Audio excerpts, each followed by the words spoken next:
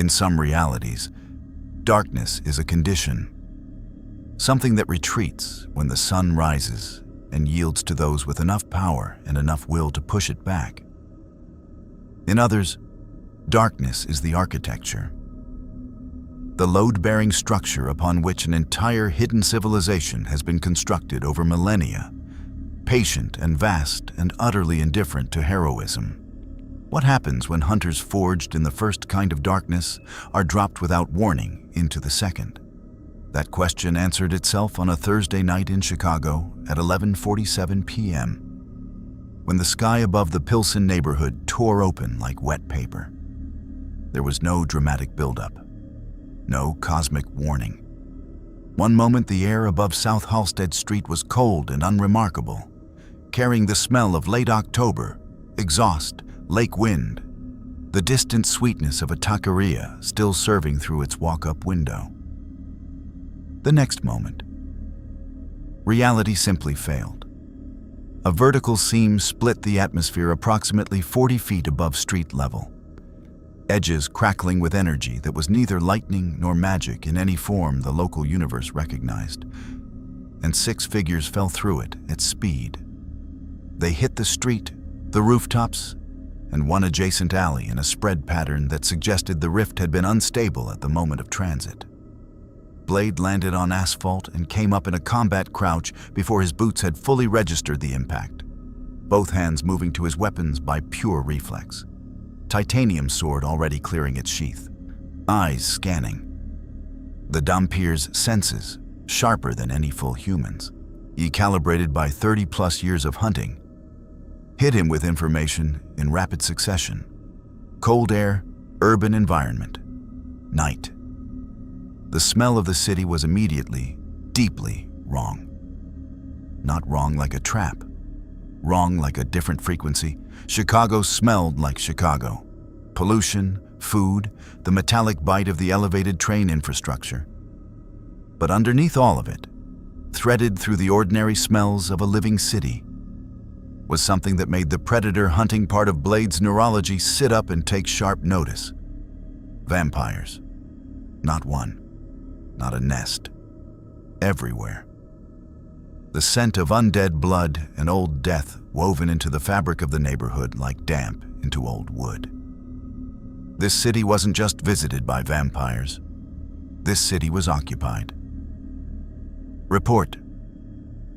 His voice was flat, controlled, already moving toward professional assessment rather than shock. From the alley to his left came the sound of a Hell Charger's engine.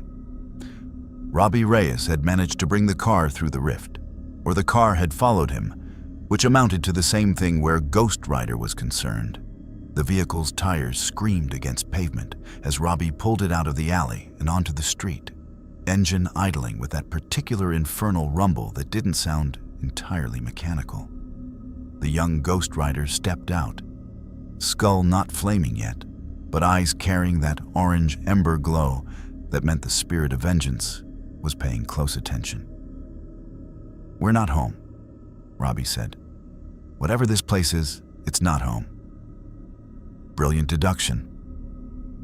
That was Wolverine, dropping from a fire escape 2 stories up and landing with the casual disregard for physics that came from doing it 10,000 times.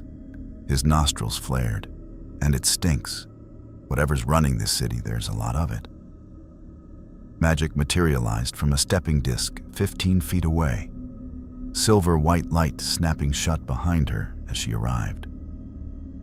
Her soul sword was in her hand. She'd drawn it during transit, which meant Limbo had detected something worth drawing it for.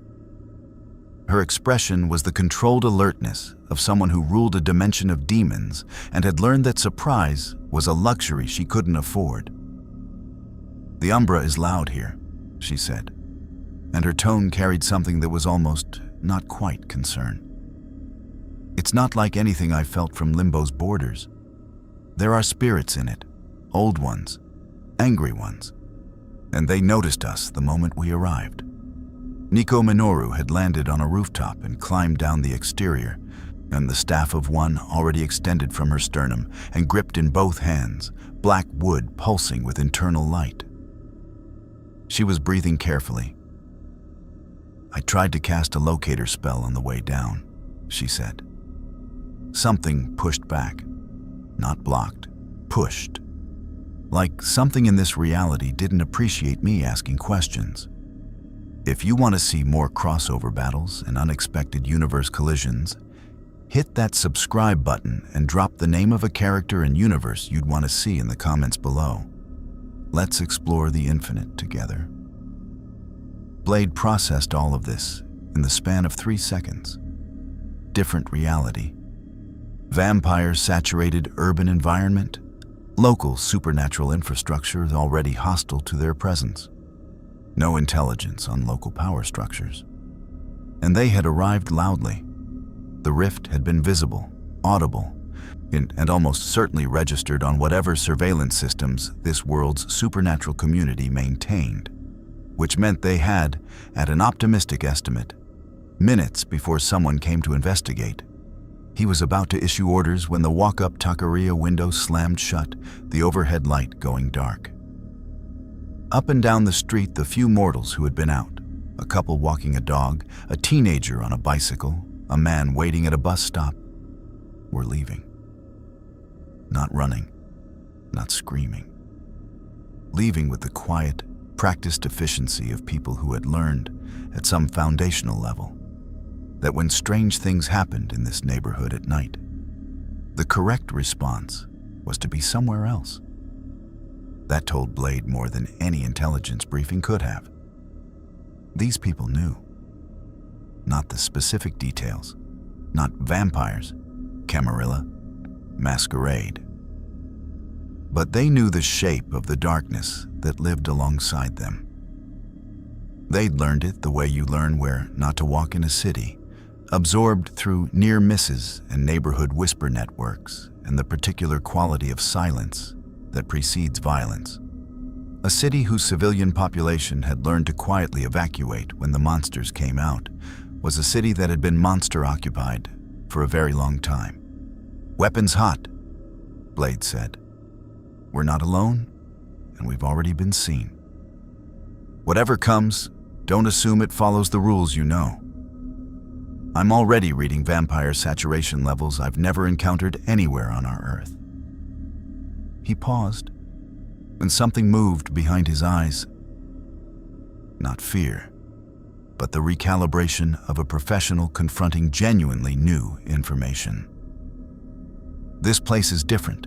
Like, stay sharp and stay together until we know what we're dealing with."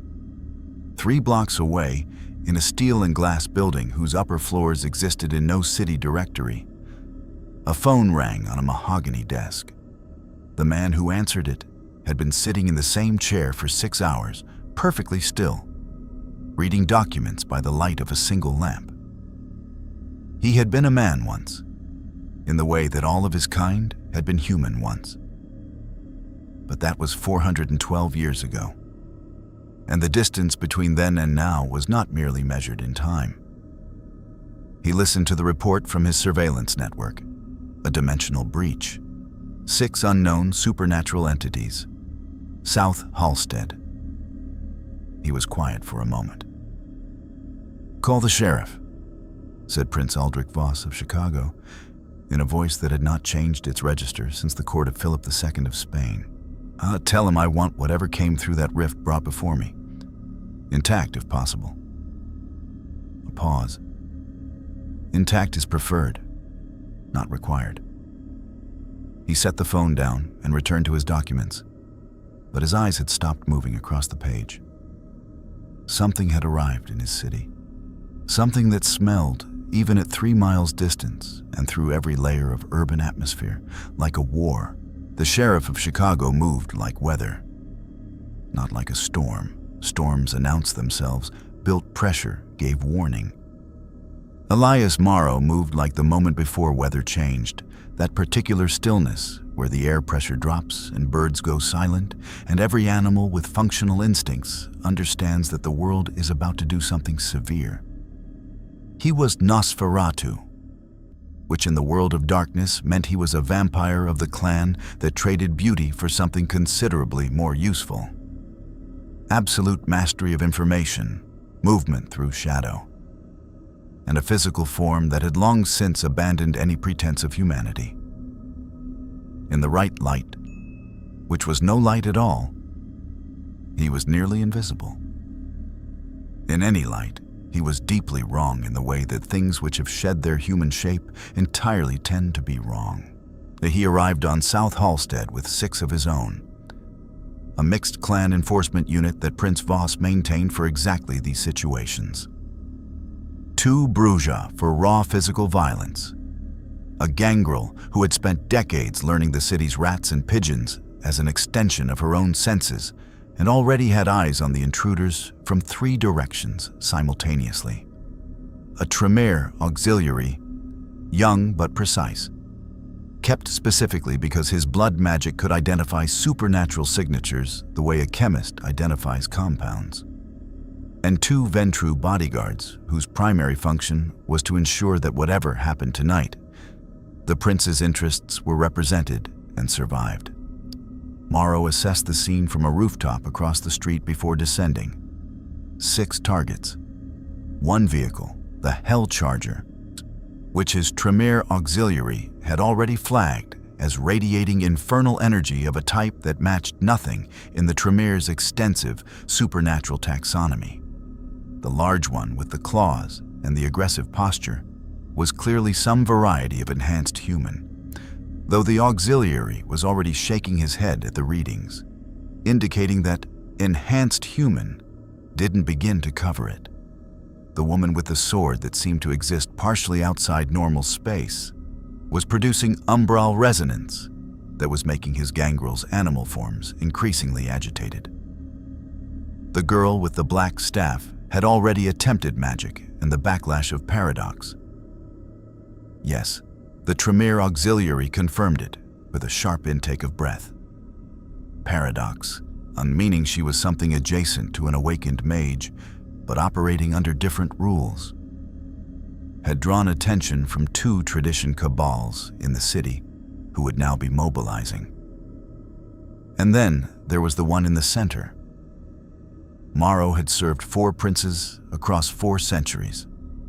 He had helped put down a Sabbat incursion in 1987 that had killed 60 Camarilla vampires in 6 nights. He had stood in rooms with elders whose ages were measured in millennia. He had, on one occasion he did not discuss, been in the same building as something that he was reasonably certain had been an antediluvian's herald.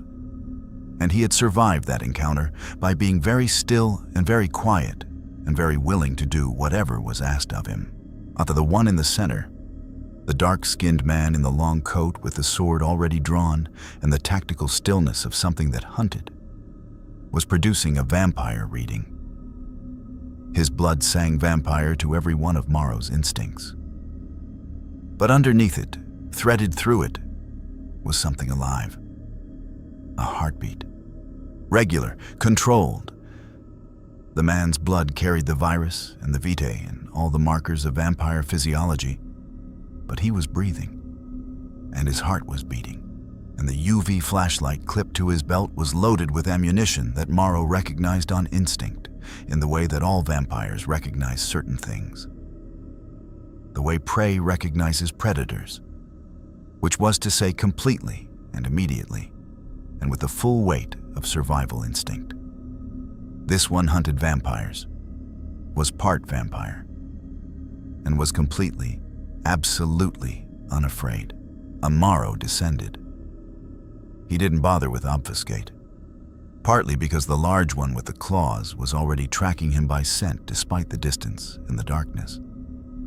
Partly because the one in the center, he had a name. Morrow's network was vast and his contacts in other supernatural communities were extensive. And the word blade had already surfaced from 3 separate intelligence threads. Partly because Blade would not be impressed by shadow tricks, and arriving visibly was a statement of controlled confidence that the situation required. He landed in the street 20 feet from the group. His 6 came with him, arranged in a loose formation that communicated professional capability without immediate aggression. He was wearing a suit that had cost more than most people's cars, because Prince Voss's sheriff represented Prince Voss's city, and representation had standards. "You've caused a significant disruption," Morrow said. His voice was the particular flat effect of a Nosferatu who had long ago stopped performing humanity. "The breach you came through was visible to 17 mortal witnesses before our people began crowd management. 3 of those witnesses had active social media on their phones. We are currently in the process of containing that, but it is an expensive containment, and Prince Voss is not a patient creditor." Blade looked at him. Not the way humans looked at Nosferatu, not with the instinctive revulsion that the clan's curse typically produced in mortal observers, not even with the controlled disgust of someone suppressing a natural reaction. He looked at Morrow the way a professional looks at a problem, assessing, categorizing. His sword hadn't moved. "You run this city," Blade said. It wasn't a question. "I enforce it. There's a distinction." Morrow's eyes moved across the group with the efficiency of long practice. "The woman with the limbo-adjacent blade is producing resonance that has already agitated 3 Guru packs who maintain territory in adjacent neighborhoods. The spirit of vengeance." His gaze settled briefly on Robbie, and something shifted almost imperceptibly in his expression. "Is broadcasting on infernal frequencies that our Tremere can detect, and that certain other parties in this city will also detect within the next 30 minutes. And whatever your mage just attempted has flagged you to the awakened community." He paused.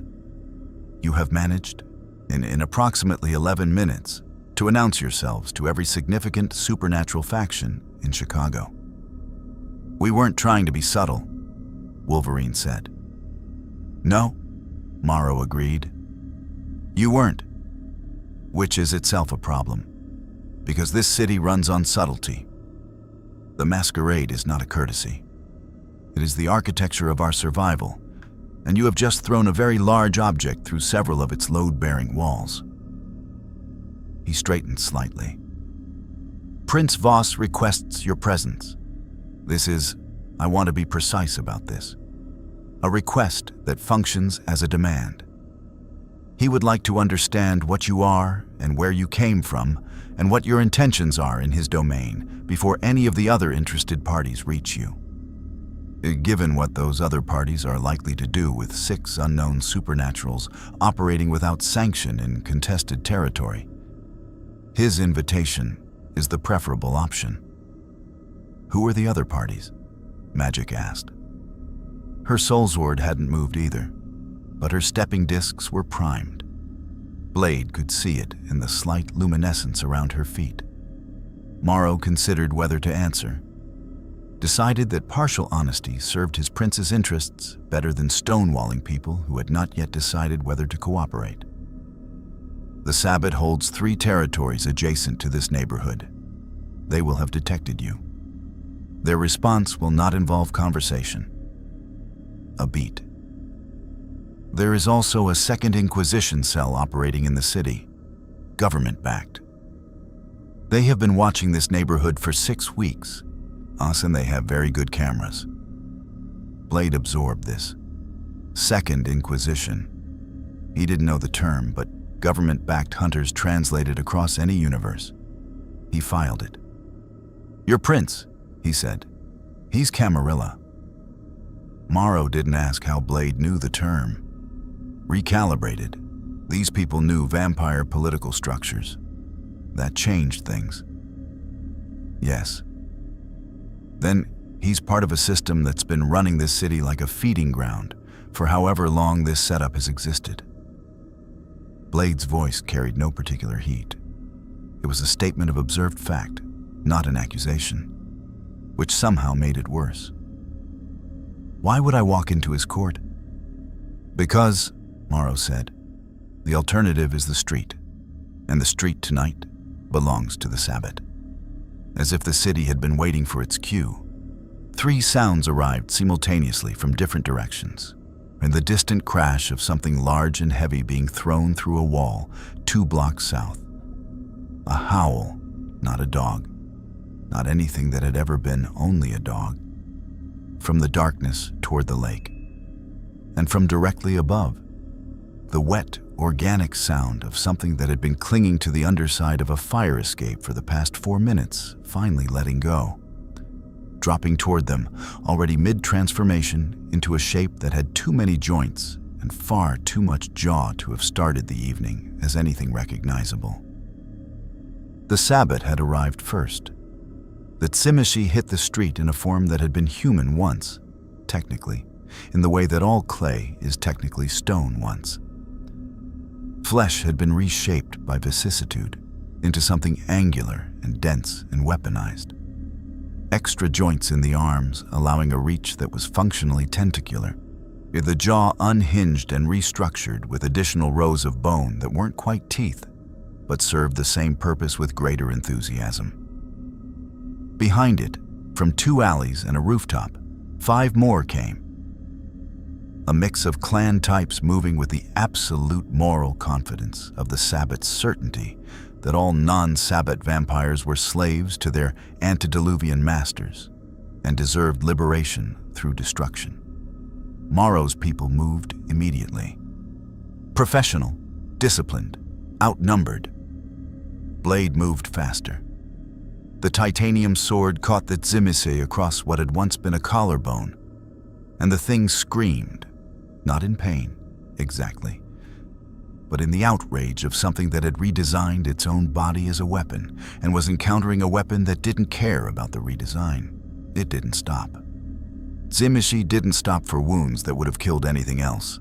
It grabbed Blade's sword arm with a restructured hand that now had 7 functional gripping digits, and it pulled, and Blade went with the pull instead of against it, using the momentum to drive his knee into the restructured jaw, while his left hand came up with a UV emitter.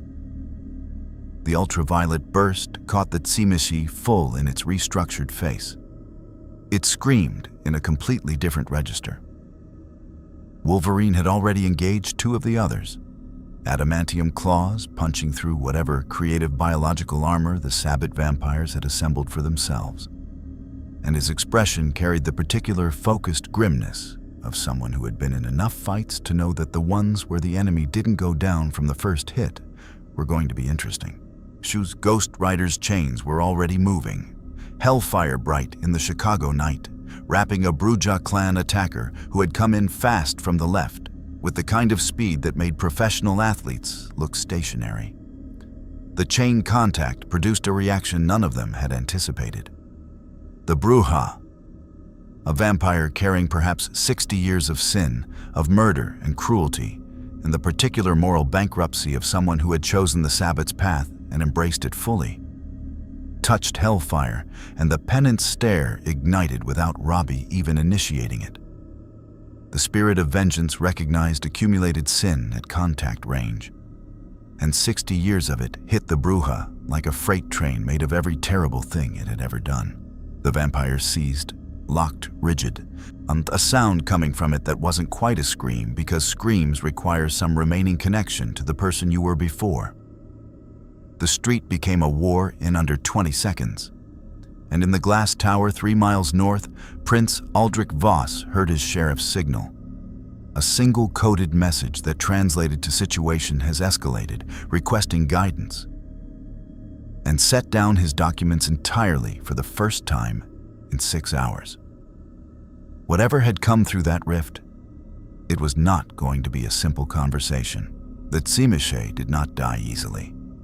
This was the first and most important lesson the Midnight Suns learned about the world of darkness in the opening minutes of their first real engagement. And it was a lesson written in the specific grammar of violence, not told to them, not briefed, but demonstrated with the full pedagogical weight of something trying to kill them while they figured it out. Blade had fought vampires for 30 years.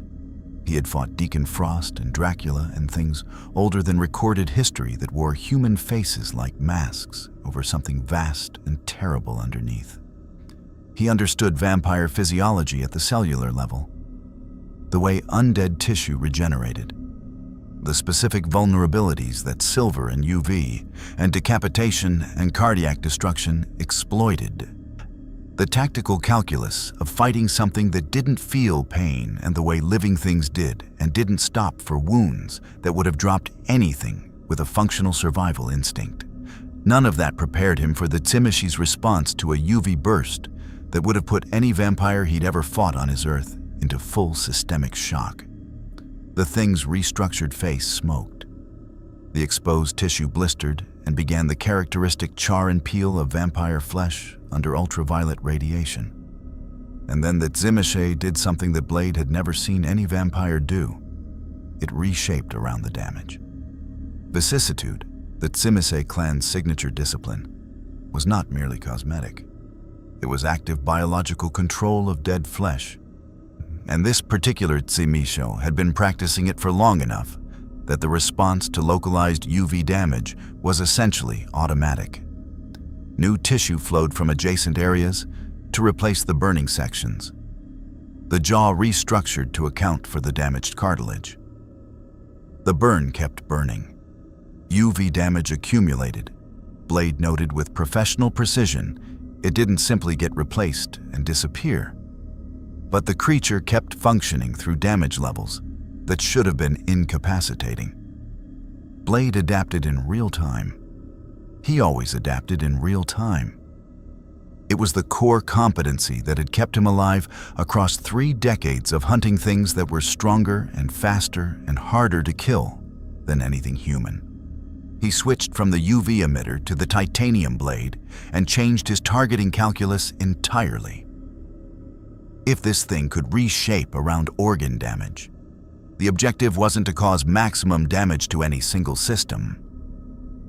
The objective was to cause damage faster than vicissitude could compensate, across multiple systems simultaneously until the cumulative load exceeded the discipline's capacity to keep up. He was essentially trying to crash a biological operating system by running too many processes at once. "The head," he said, loudly enough for Wolverine to hear. "Not the heart. These ones, you go for separation." Wolverine, currently driving adamantium claws through what had been a La Sombra vampire's torso. Another Sabbat clan, masters of shadow manipulation, and the shadows in this alley had been behaving with hostile intent for the past 40 seconds. Processed this immediately and adjusted. The La Sombra had been using the darkness offensively, extruding tentacles of solidified shadow that hit with physical force and seemed to cause a particular kind of cold that went beyond temperature, something that reached into the nervous system directly. Adamantium claws went through shadow matter with somewhat less efficiency than through flesh, but they went through.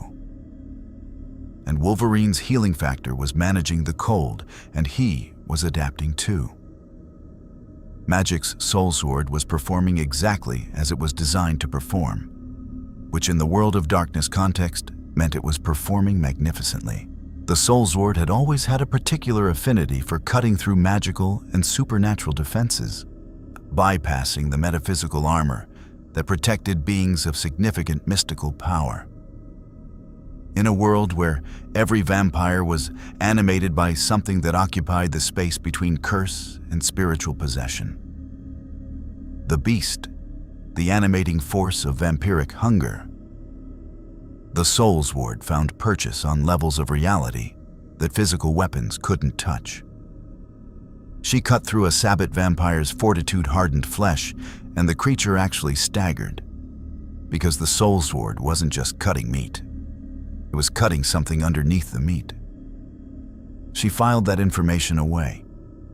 The soul sword was more effective here than against most of what they fought at home. She needed to understand why.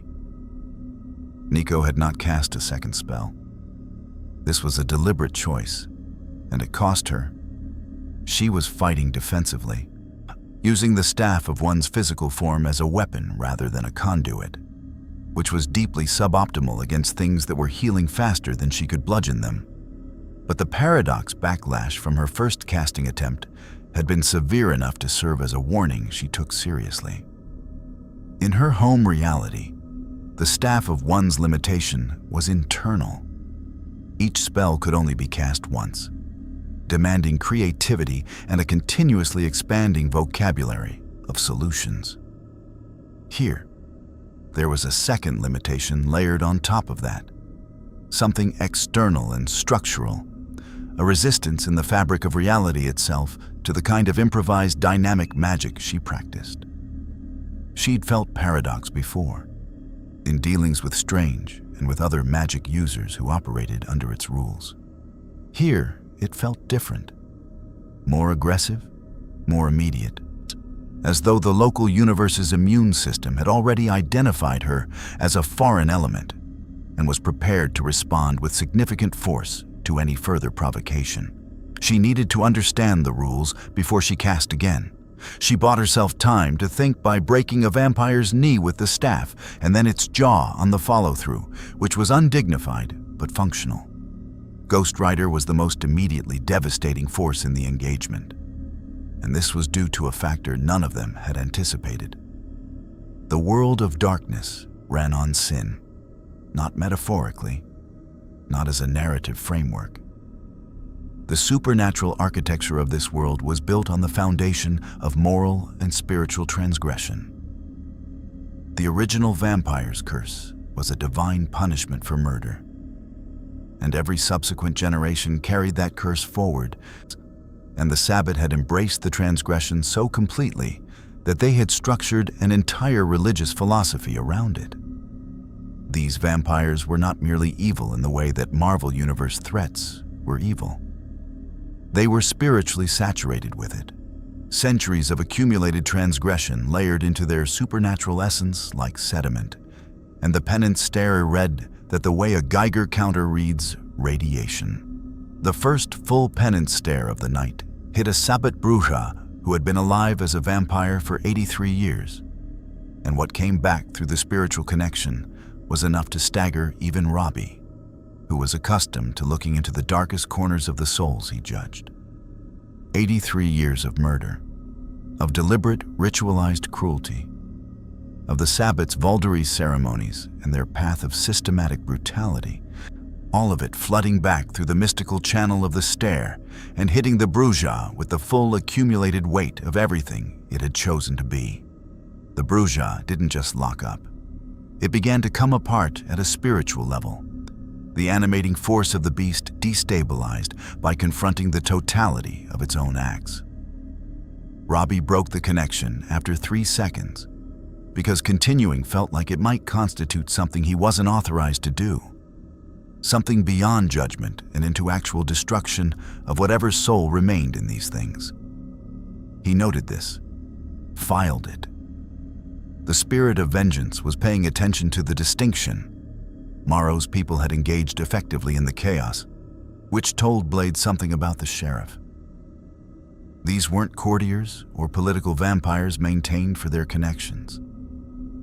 These were fighters, and they were fighting the Sabbat with the focused efficiency of people who had done this before and understood the stakes. The two Brujah on Morrow's team were running interference on the Sabbat's flanks with the particular ferocity of former street fighters who had chosen the Camarilla's structure over the Sabbat's chaos and were entirely willing to demonstrate the competence of that choice through direct physical argument.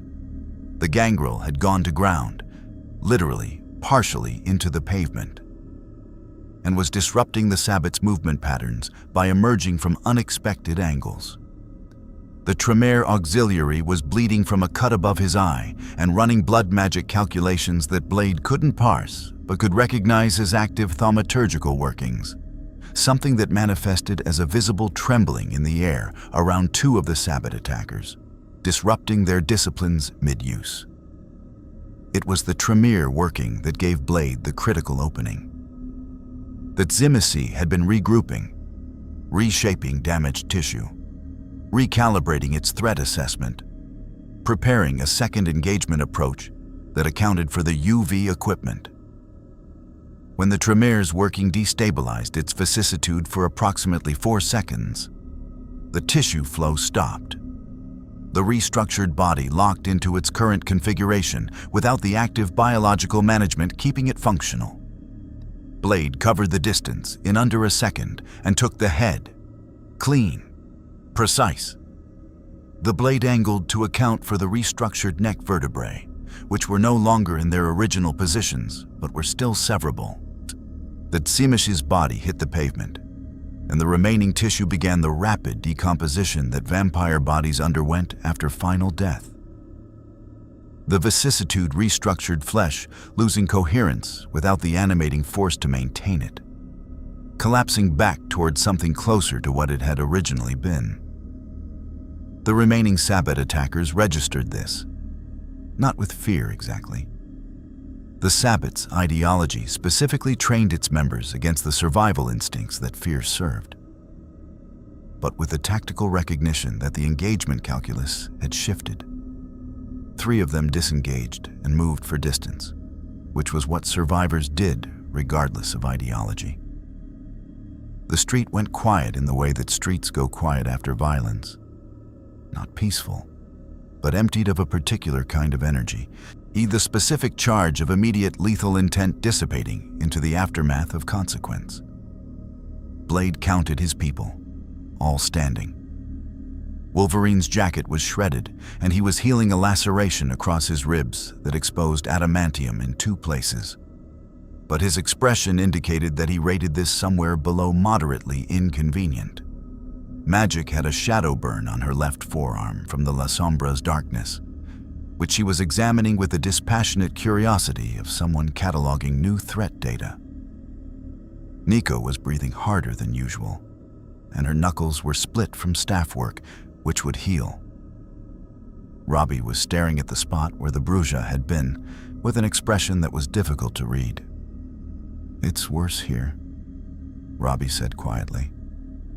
"Whatever they're carrying, it's worse than anything I've read at home." "Because this place is older," Blade said. He turned to Morrow, who had straightened his suit jacket with the practiced calm of someone who straightened his suit jacket after street battles regularly, which he was, because he was sheriff of Chicago and this was in fact his job. "How many of them were there total, in this neighborhood? In Pilsen specifically?" Morrow considered. The Sabbat maintains 2 significant presences in adjacent territories. What you just encountered was a forward scouting element. 6 was not their full response to your arrival. He paused. "Their full response will come tonight, before dawn, when they have had time to organize." "How many?" Morrow looked at him for a moment. 40, perhaps 50. The numbers sat in the air between them. Nico looked at Blade. Blade looked at the space where the Tzimisce's body had been. Wolverine cracked a knuckle against his palm with the sound of adamantium on adamantium. "Then we need walls," Blade said, "and information, and time, in that order." He looked at Morrow directly. "Your prince's invitation, does it come with all 3? Morrow considered the political implications, the operational requirements, and 4 centuries of experience navigating both. "Provisionally," he said. "Yes." "Then let's move," Blade said, "before the next wave decides to introduce itself." Prince Aldrich Voss's court occupied the top 4 floors of a building that officially belonged to a real estate holding company, that officially belonged to a financial services firm, that officially belonged to a trust administered by lawyers who had never met their client and had been instructed, in the very precise legal language that 4 centuries of accumulated wealth could afford, never to try. The elevator required a key card, a biometric scan, and this was not listed in any building directory. The passive approval of a Ventrue elder who maintained permanent auspex contact with the shaft and could seal it between floors with a mental effort that took approximately the same concentration as breathing. Morrow's credentials cleared all 3.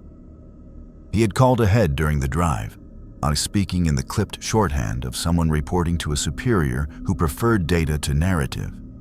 and by the time the Hell Charger pulled into the building's private garage, a concession to practicality that the sheriff had clearly not enjoyed making.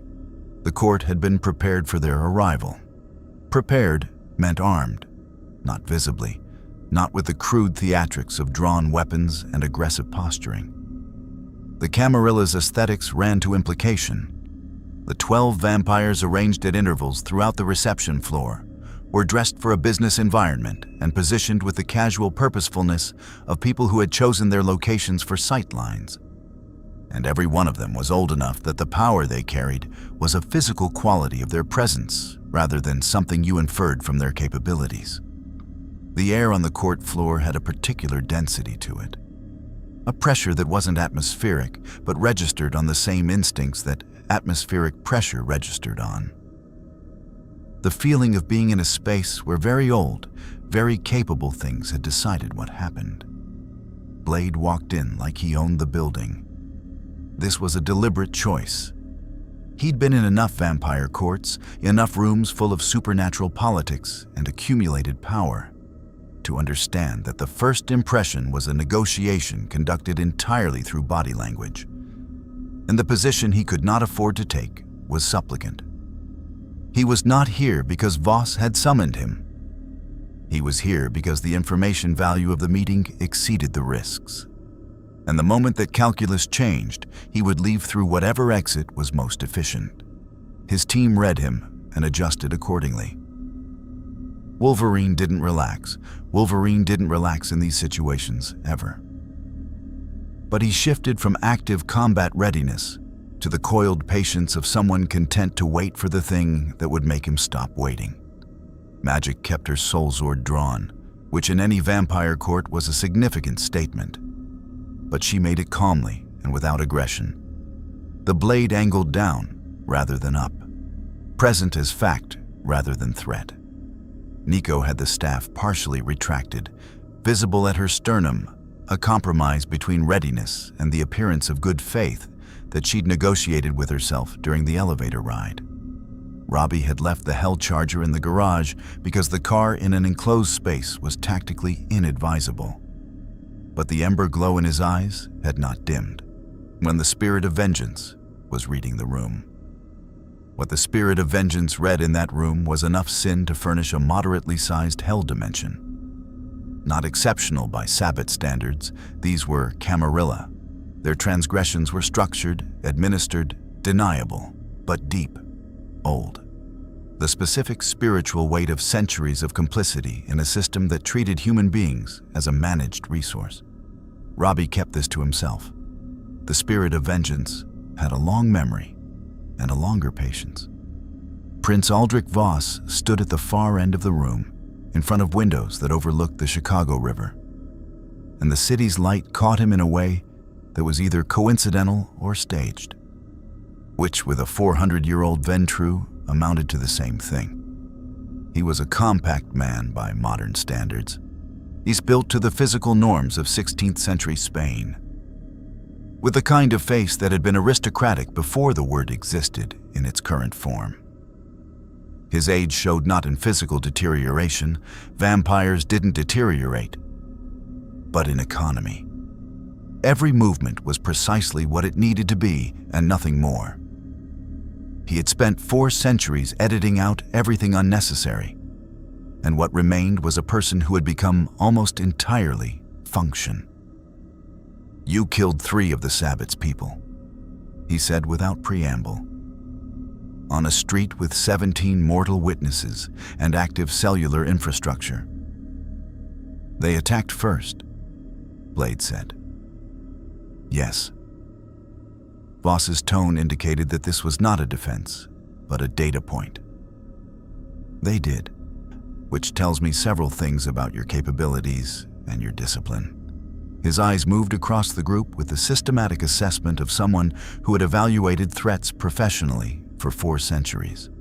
"It also tells me that the Sabbat considers you significant enough to commit resources to immediately, which means I need to understand what you are before I decide whether that assessment reflects poorly on the Sabbat's judgment or on mine for letting you into this building.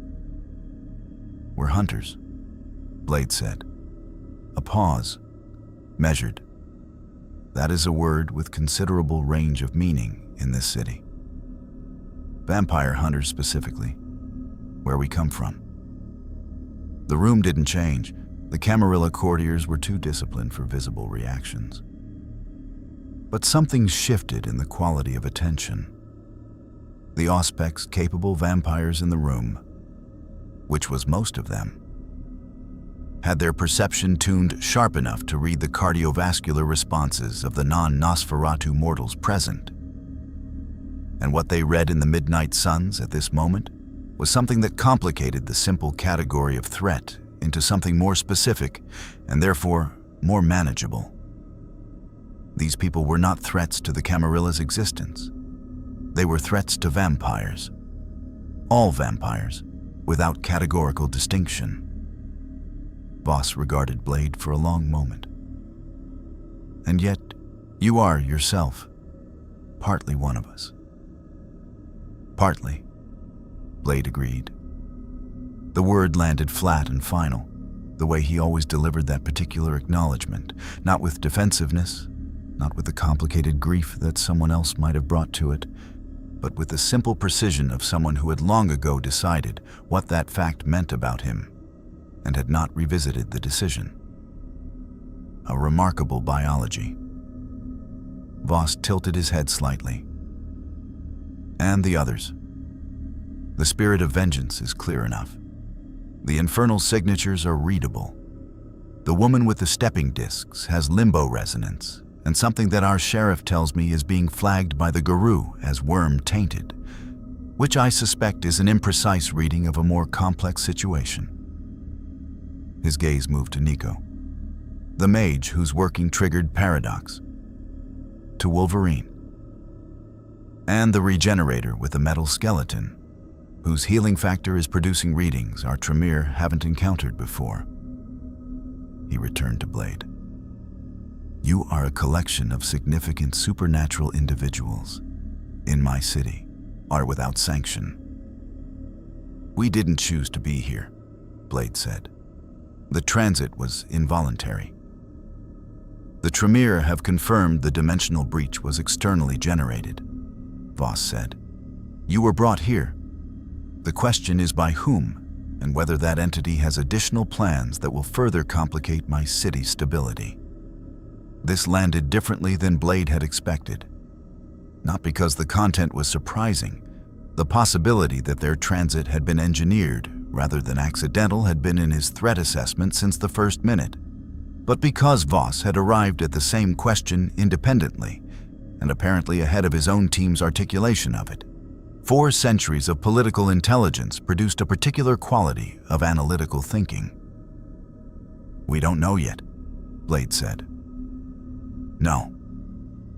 Voss moved to a chair, not a throne, a chair chosen for its positioning relative to the room's sight lines rather than its symbolic weight, and sat with the unhurried ease of someone who had never, in 4 centuries, needed to rush. Then we share an interest in finding out. Dimensional breaches in this city are not unprecedented, but they are rare, and the last one preceded an event that cost me 60 members of my court and 3 centuries of political infrastructure. He paused. I am not sentimental about the people. I am precise about the infrastructure. From a door to the left, a figure entered that the midnight suns had not been expecting. Not a vampire. The Masquerade didn't allow mortals routine access to court spaces, which made this person's presence its own significant statement. She was perhaps 60, with the particular erect posture of someone who had maintained physical discipline across decades. And she was wearing the kind of federal identification that didn't belong to any agency with a publicly acknowledged budget. She looked at the midnight suns with the specific gaze of someone who had been briefed on them and had found the briefing inadequate preparation for the reality. Agent Hargrove, Voss said, by way of introduction.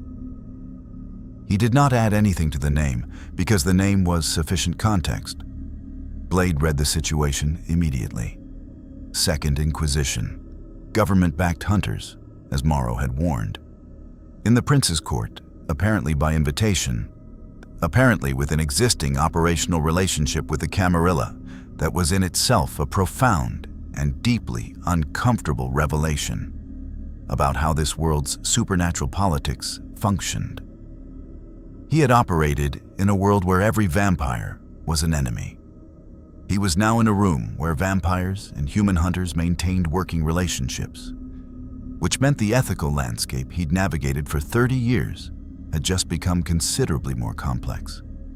Hargrove looked at Blade with the expression of someone doing rapid calculations. "You're Blade," she said. "Eric Brooks, half vampire, full vampire hunter.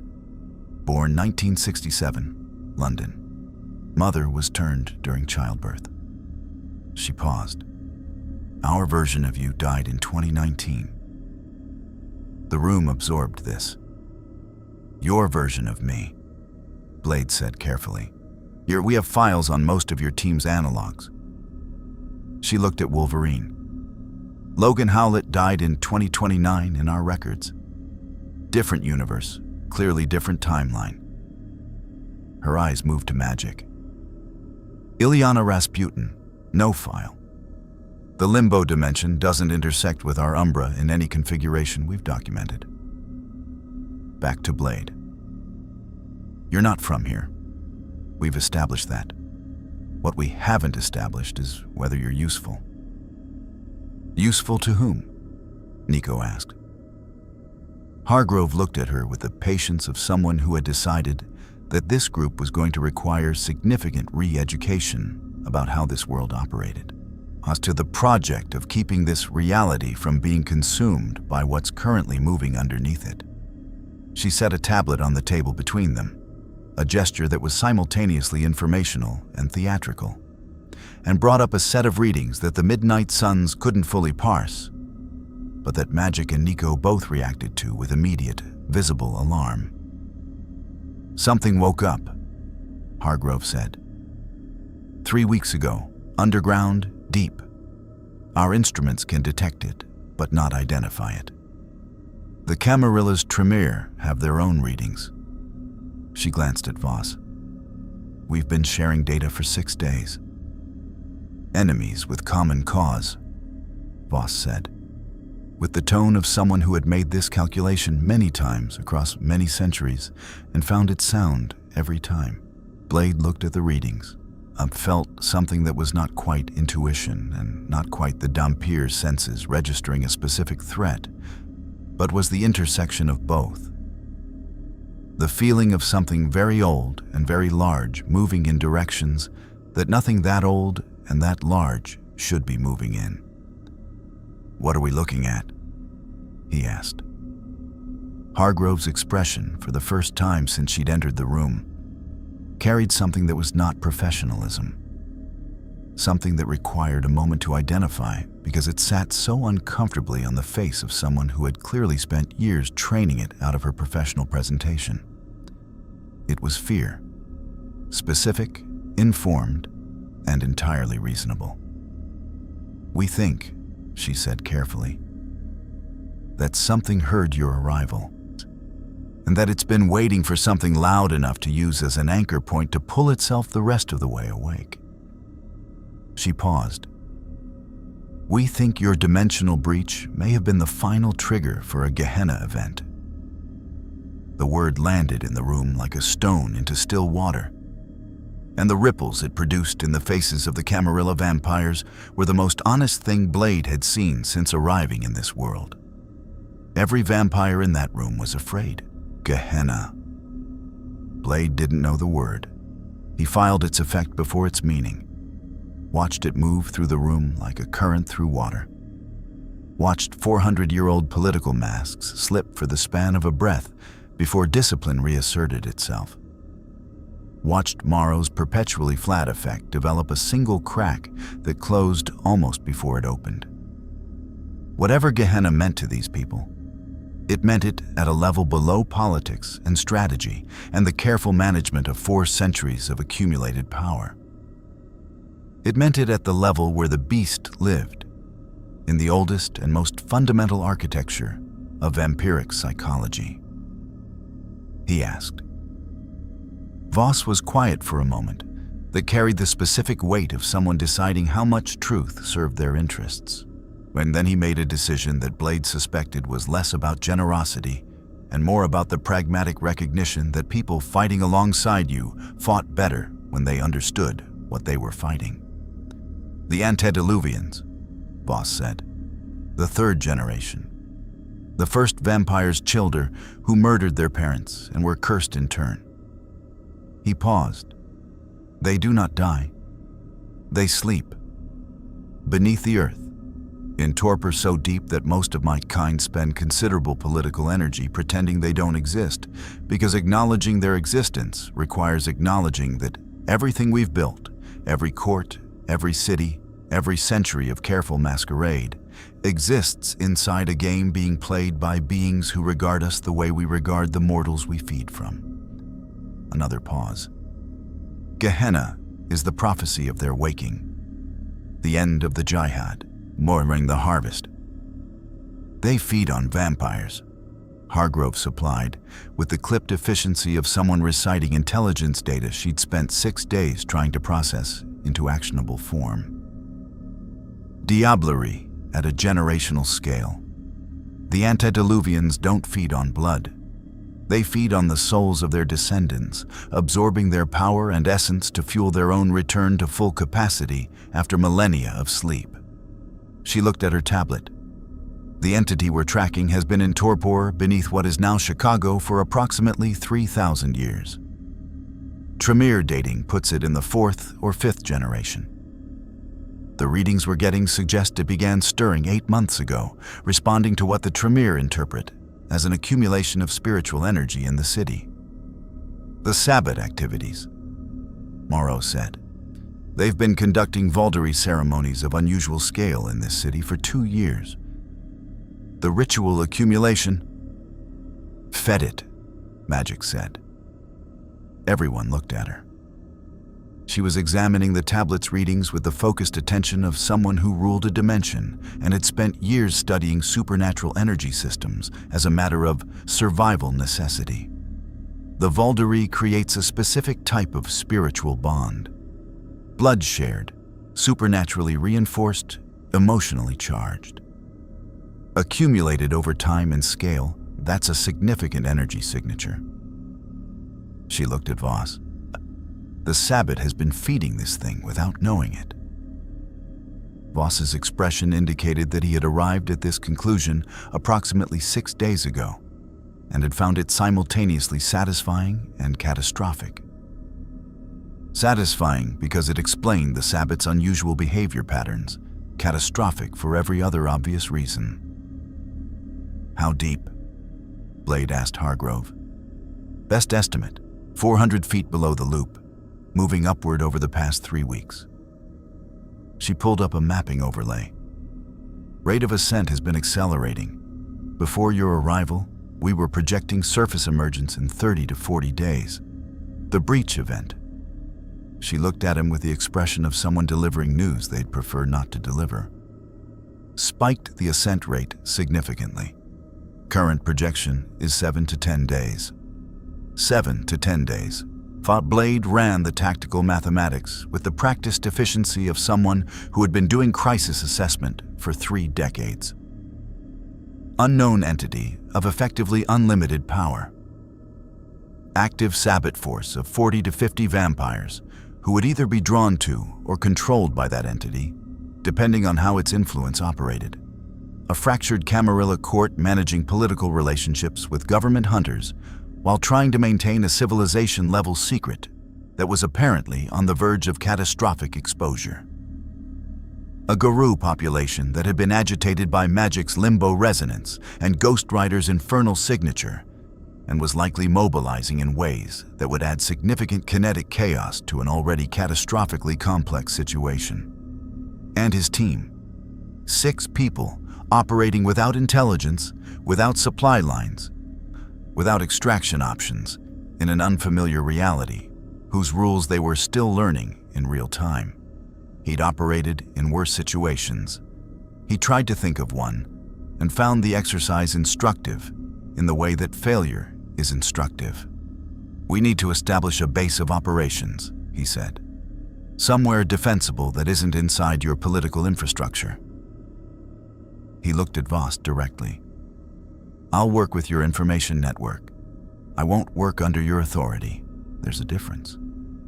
Voss regarded him with the particular expression of a 400-year-old Ventrue, encountering someone who had declined his authority in his own court, and was doing so without aggression or theater, simply as a statement of operational fact. He appeared to find this more interesting than offensive. "The Anarchs maintain several locations in the city that exist outside my direct jurisdiction," he said. "I can arrange an introduction." "That's a significant concession," Morrow said quietly.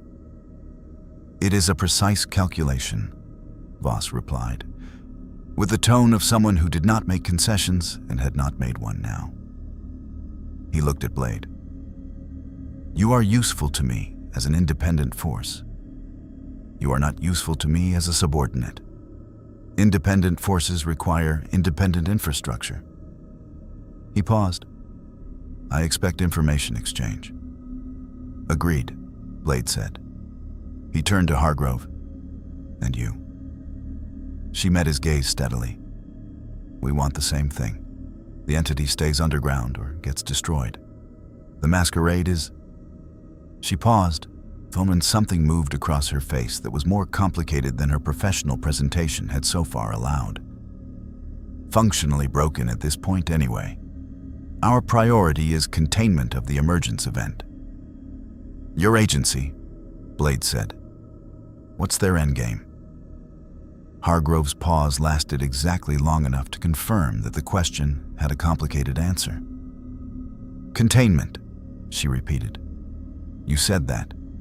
I'm asking what comes after containment. If the antediluvian goes back under and the immediate crisis is resolved, what does your agency do with everything it's learned?" "With us?" He let the implication land cleanly. "Because in my experience, government-backed hunter organizations with significant resource investment tend to have endgames that extend past the immediate problem." The silence in the room was the particular silence of a truth being visibly considered. "That conversation," Hargrove said carefully, "would be premature." "No," Blade said. "It's exactly the right time for it. Because if your endgame involves any member of my team, we're not having the rest of this conversation." Hargrove looked at him, looked at the team arranged behind him. Wolverine, who was watching her with the flat patience of someone who had been lied to by governments across multiple decades and multiple versions of history. Magic, whose soulsword remained present and whose limbo-trained instincts for identifying threats wearing helpful faces were among the sharpest in any dimension. Nico, who was young enough to still be angry about this kind of thing in ways that made her unpredictable. Robbie, whose ember glow had not dimmed, and whose passenger was conducting its own assessment on criteria that had nothing to do with political calculation. "Our current operational mandate," Hargrove said, with the careful precision of someone choosing words that were technically true and strategically incomplete, "is focused on the emergence event.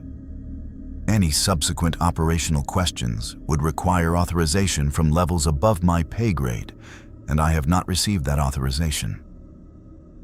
"Then we're clear for now," Blade said, "and I'll know if that changes." She believed him. Hargrove had been in the intelligence community for 22 years and had developed a functional sense for when a threat was theatrical and when it was geological, patient and massive, and not interested in being negotiated with. Blade's version was geological. She filed it and moved on.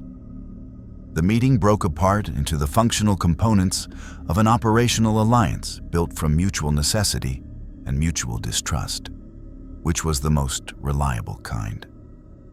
Morrow connected Wolverine and Blade with the Anarch contact, a vampire named Sable who held a converted warehouse in Bridgeport that served as neutral ground between the city's more radical factions.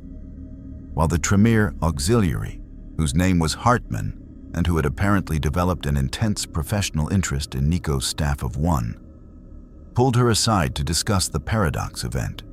Magic took the opportunity to step briefly into a stepping disc, not to limbo, just to its threshold, the dimensional membrane. And listen. What she heard confirmed what she'd told the room, and added something she hadn't. The umbra above Chicago was not merely loud. It was oriented. The spirits she'd felt on arrival weren't simply agitated by the midnight sun's presence. They were aligned in the loose and chaotic way that spirits aligned with significant sources of power, toward something below. Something that radiated an attractor field powerful enough to organize the typically anarchic spiritual ecology of a major city's umbra into a kind of chorus. She came back through and stood next to Blade, while Morrow finished his logistics call. "The umbra is pointing at it," she said quietly. "Whatever's down there. The spirits in this city's shadow world are oriented toward it like compass needles." She paused. In limbo, when something is powerful enough to organize the demons around it without effort, I call that a problem. What do you call it when it's not demons? She considered the question with the seriousness it deserved. "The same thing," she said, "but louder." Robbie appeared at Blade's other shoulder. He'd been quiet since the meeting began, the ember glow cycling with the specific rhythm it settled into when the spirit of vengeance was in extended assessment mode rather than active judgment mode. "I need to tell you something about the penance stare," he said. "Tell me." "It works better here than it should. Way better." He paused, working through the articulation. "At home, most things I judge. They have a certain depth of sin, even the worst ones. There's a floor eventually. These vampires, the Sabbat ones from tonight. There's no floor. It's like looking into something that goes down forever." He looked at his hands, then at Blade. "And the thing in the ground? I can feel it from here, and I won't use the stare on it." Blade looked at him. "Why not?" Robbie's ember glow steadied into something that was almost perfectly still. "Because the spirit of vengeance has limits on what it's authorized to judge. And whatever that thing is down there, it's older than those limits. It predates the framework the stare operates inside." He met Blade's eyes directly. "I'm not saying I can't help. I'm saying that particular weapon has a ceiling in this world, and that thing is above it." Blade absorbed this. A weapon with a ceiling against the primary threat. Noted. Adjusted. He'd fought things he couldn't kill before. He'd learned to kill them anyway, through means that didn't require the weapons he'd brought. That was the job. "Then we find what doesn't have a ceiling," he said. "And we find it before it finds us." Across the city, in a system of tunnels that predated Chicago's official infrastructure by approximately 2,000 years, something that had been dreaming for 3 millennia registered the presence of 6 new souls above it and found them, for the first time since the 19th century, interesting. It began, slowly and with great patience, to rise. The Anarch warehouse in Bridgeport smelled like motor oil, old blood, and the particular variety of defiant pragmatism that tends to accumulate in spaces where vampires who have rejected both the Camarilla's aristocratic order and the Sabbat's ritual brutality try to build something functional from the remaining options. Sable had been a vampire for 31 years, which in Camarilla terms made her practically an infant. But in Anarch terms made her a veteran, because Anarch life had a higher attrition rate than either of the major sects, and surviving 3 decades of it required the kind of adaptive intelligence that didn't correlate with age. She was Brujah, the clan of rebels and idealists, and people who had been passionate enough about something in life that death hadn't managed to fully extinguish it. and she ran her territory with the specific philosophy of someone who had decided that the choice between the Camarilla's managed oppression and the Sabbat's ecstatic brutality was a false binary, and was prepared to demonstrate that through operational example. She looked at the midnight suns with the frank assessment of someone who had stopped performing reactions approximately 15 years ago, and now simply had them. "Voss sent you," she said to Blade, "which means he wants something from you that he can't get by keeping you inside his structure. Which means you're actually independent. Which means you might be useful to me too." "We're not looking for a third patron," Blade said. "Good. I'm not looking to be one." She pulled a folding chair from against the wall and sat on it backwards, arms crossed over the top. "I'm looking for people who don't owe the Camarilla anything and aren't invested in the Sabbat's nonsense, who might be willing to share what they learn about whatever is coming up from underground." She paused. "I've had 3 of my people go into the tunnels in the past 2 weeks. 2 came back wrong, 1 didn't come back." "Wrong how?" Nico asked. Sable's expression shifted into the specific territory of something she had spent time trying to categorize and hadn't managed. "Devoted. They came back and they were just devoted. Not blood-bonded, the Tremere confirmed that. Not dominated, we tested. Something else. Something that got into their heads at a level that our standard diagnostic tools don't reach." She looked at her hands briefly. "I put them down. It wasn't a hard decision, which made it a hard decision, if you know what I mean." Wolverine knew what she meant. He said nothing. Blade established the warehouse as their operational base, with the efficiency of someone who had set up field positions under hostile conditions. Enough times that it had become a physical grammar, he spoke fluently. Exits assessed and mapped. Structural vulnerabilities identified. Wolverine took the perimeter because Wolverine's senses were the most comprehensive available for that function, and because he was the least likely to be meaningfully impeded by whatever came at the perimeter. And Magic positioned herself at the building's energetic center and extended her awareness toward the umbral threshold. Not entering, just listening.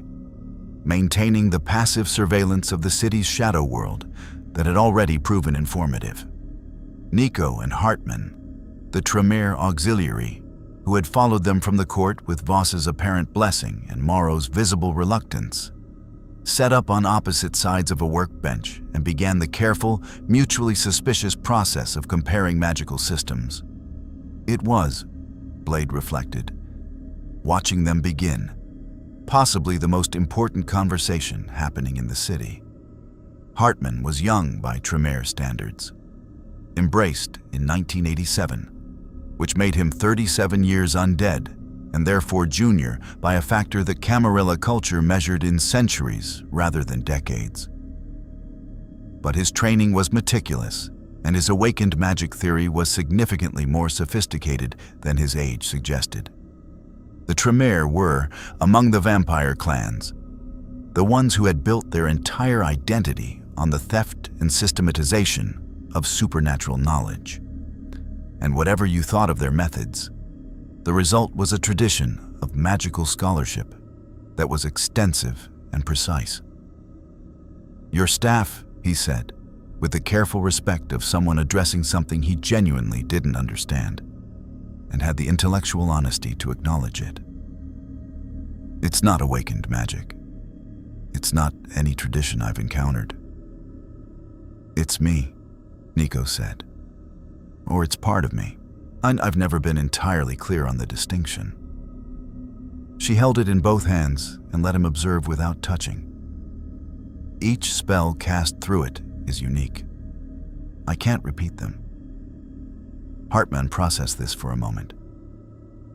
"The paradox event your first casting triggered. I felt it. Do you understand what caused it?" Nico considered being defensive and decided against it. Understanding mattered more than pride. "In my reality, the staff operates according to its own rules. Here there's something else, a resistance, like the local magic system has an immune response. Hartman nodded.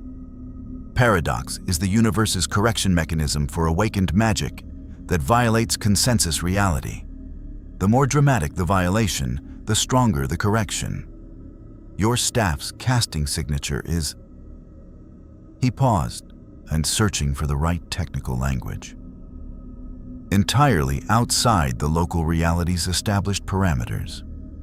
When you cast, you're not just performing magic. You're asserting that a type of magic exists in this universe, that this universe's structure doesn't have a category for. The paradox response is the local reality insisting on its own internal consistency. So every time I cast, I'm arguing with the universe, Nico said. Yes, and currently, this universe has the home advantage. He pulled out a leather-bound notebook covered in notation systems that predated most modern alphabets. However, the paradox system has certain structural vulnerabilities. It responds to perception and consensus. If your casting can be framed within parameters that this universe's reality considers internally consistent, I could cast without triggering the backlash, potentially, with significantly reduced risk. He looked at the staff again with the expression of someone who was professionally obligated to remain neutral, but was finding that obligation increasingly difficult to maintain in the face of genuine fascination. The key would be finding the intersection between your staff's operational logic and our local magical taxonomy. Some overlap must exist. Magic is magic at the foundational level, regardless of universe. He paused. What categories does your staff respond to? What conceptual frameworks govern which spells it produces? Intent and metaphor, Nico said. I say what I want, and it finds a spell that satisfies that need. The spell is always different, always literal, sometimes frustratingly literal. She paused. It's like having a genie that only grants wishes in the most technically accurate interpretation possible. Hartman's expression indicated that this description had given him 3 simultaneous ideas that he needed to evaluate for feasibility. He began writing. Nico watched and then, deciding that reciprocal intellectual engagement was more useful than territorial caution, began contributing. It was, Blade observed from across the warehouse, what collaboration looked like when both parties were too smart to let suspicion override pragmatism.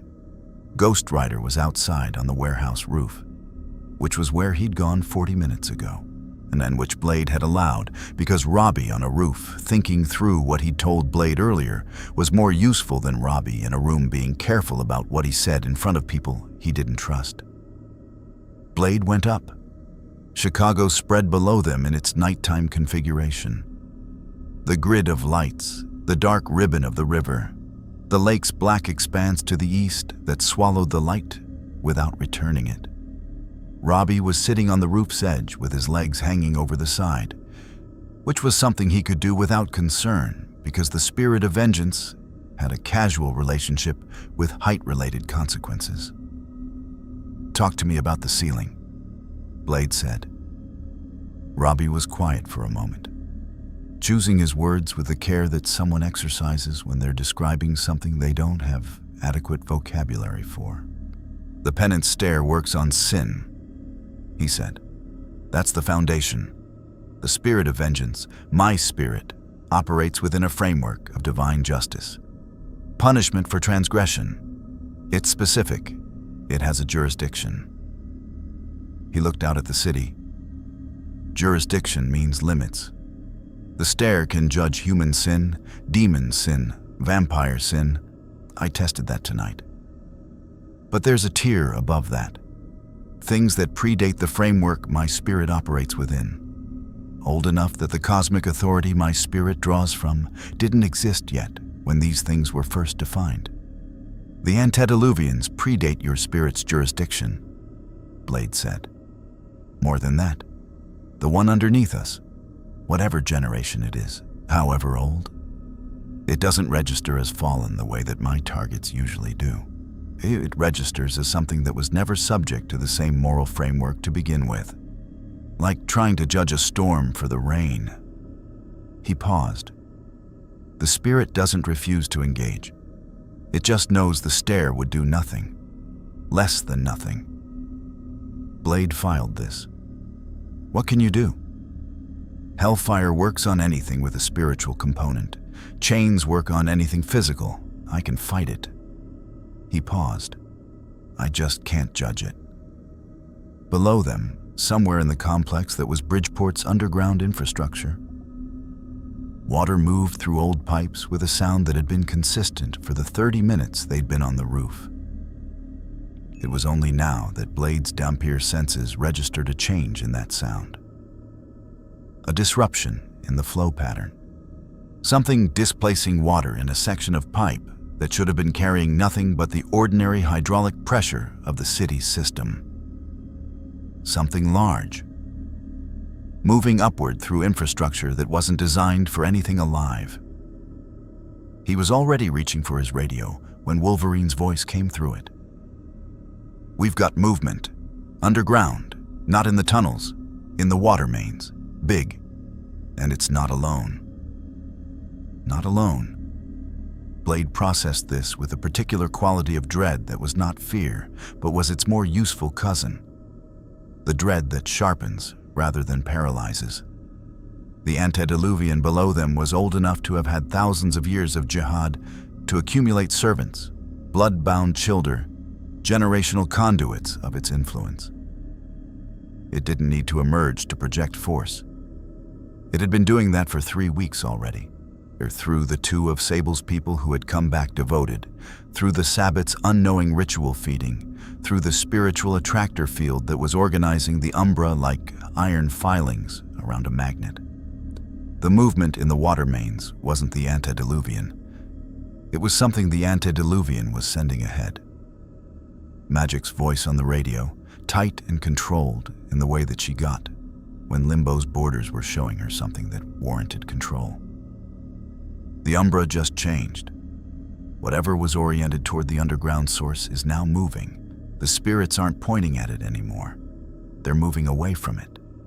Fast.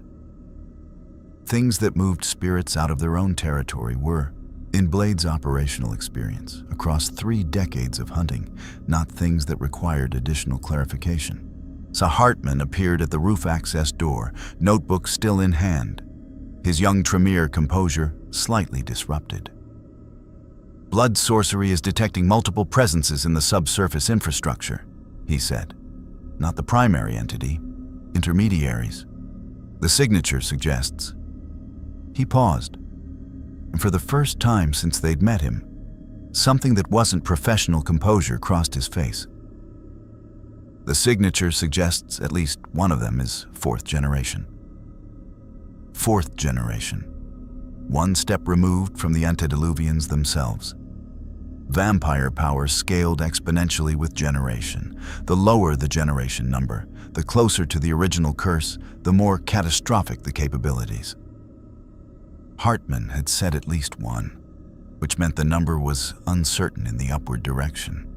Sable appeared behind Hartman with the expression of someone whose pragmatic resilience was being tested by the specific information she'd just been given and was passing the test only through significant effort. That's not something I have resources for, she said flatly. I want to be transparent about that. We're not asking you to fight it, Blade said. He was already moving for the roof door. We're asking you to get everyone in this building into the most structurally reinforced position available and stay there. What are you going to do? He looked at her with a specific expression that 30 years of being the last line between humanity and the dark had produced. Not heroic, not dramatic, not even particularly confident. Just the flat, functional resolve of someone who had decided a very long time ago that this was the job and had not found reason to revise that decision. Find out how close to the surface it's willing to come he said, and make it regret the answer. The first one came through the floor of the warehouse basement, like the floor was a suggestion. Concrete rated for industrial loading, 4 inches thick, rebar reinforced, poured in 1962 by contractors who had built this particular section of Bridgeport's industrial infrastructure to last. Came up in a single coherent slab that hit the basement ceiling and shattered there, raining fragments across the space below. What followed it through the hole was not dramatic in the way that emergences tend to be dramatic in the narratives that people construct around moments of danger. It did not roar. It did not announce itself. It simply rose from the break in the floor, with the patient, unhurried quality of something that had been underground for a very long time and was not accustomed to needing to hurry. It had been a man once, and the evidence of that was present in the general architecture of its form. Bipedal, the rough dimensions of a large human male, the suggestion of facial features. But fourth-generation vitae, pulsing through dead tissue for over 1,000 years, had done things to that architecture. The body had grown around its own power, the way trees grow around obstacles, incorporating the pressure of its own supernatural force into its physical structure, until the structure and the force were no longer meaningfully distinct. It was approximately 9 feet tall, and it was not using any discipline to achieve that. That was simply what it was. Blade was already in the basement. He had come down through the interior stairs 30 seconds ahead of it emerging, he operating on the combined intelligence of Wolverine's perimeter warning and Hartman's blood sorcery readings, and he had used those 30 seconds to set the space.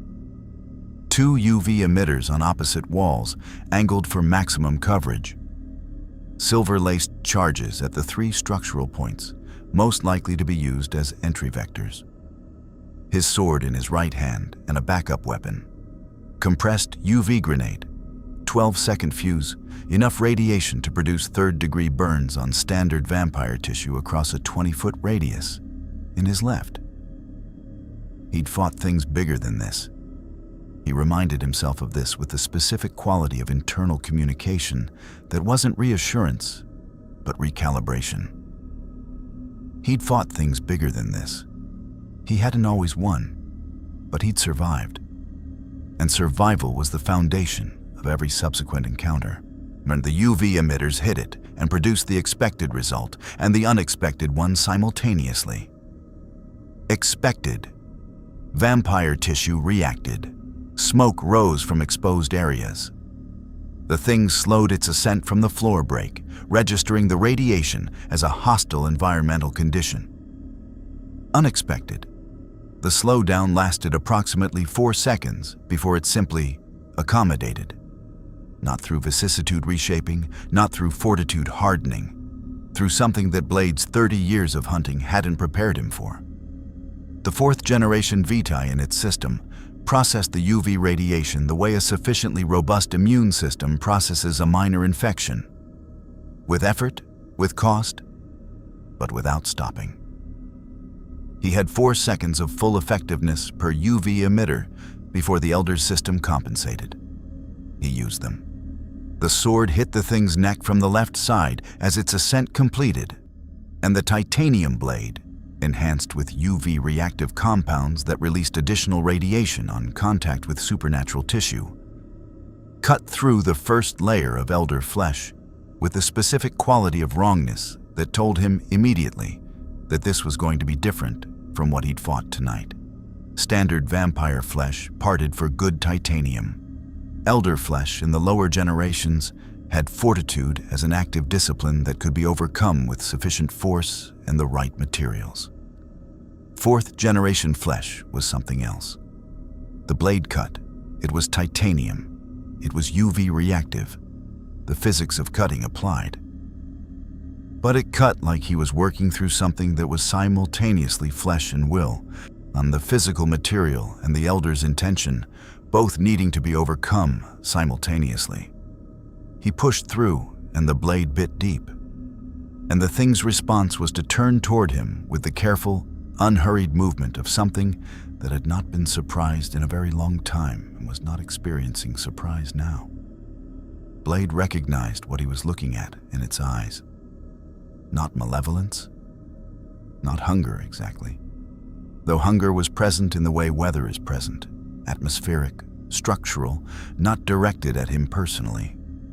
What he recognized was the specific quality of ancient predatory assessment. He was being evaluated, not as a threat, as a potential source of information about what had arrived in this city, being gathered by a being that was itself the instrument of something older still, something that wanted to know what had made the noise upstairs in reality before deciding what to do about it. He was being read. He activated the UV grenade and threw it directly into the Elder's chest cavity through the wound the sword had opened.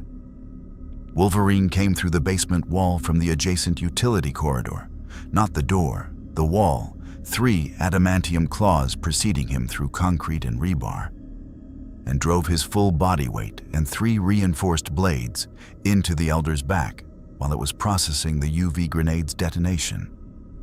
The grenade's radiation bloomed inside the wound, channeled by the body cavity. And the Elder made a sound for the first time, not pain, not exactly, but the vocal expression of a system under significant load. The way transformers sound when they're receiving more current than their design spec anticipated. The Elder turned toward Wolverine. Blade was already repositioning for the follow-up. Magic came through a stepping disc behind the Elder and drove the soul sword into its back.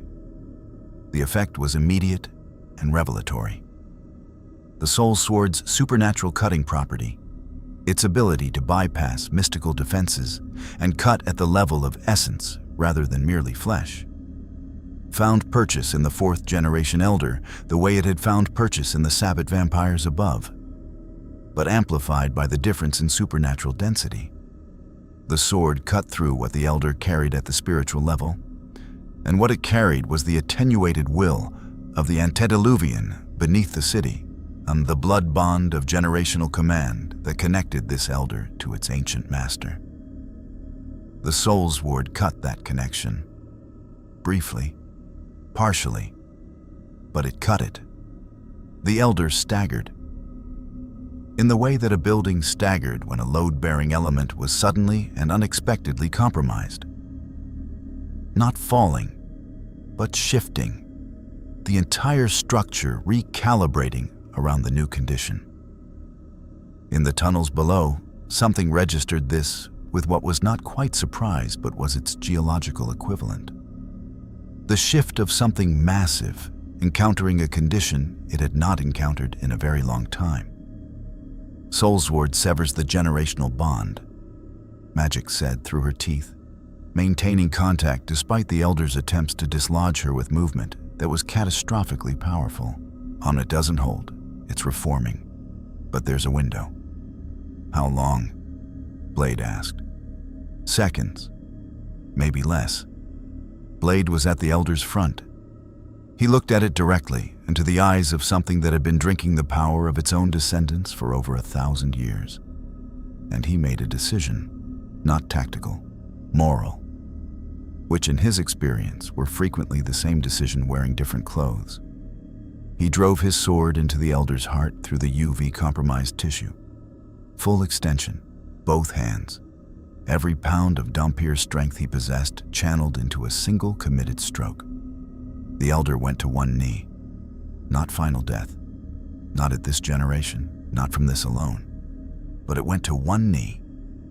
And the eyes that had been assessing him with ancient patience were now focused on something more immediate.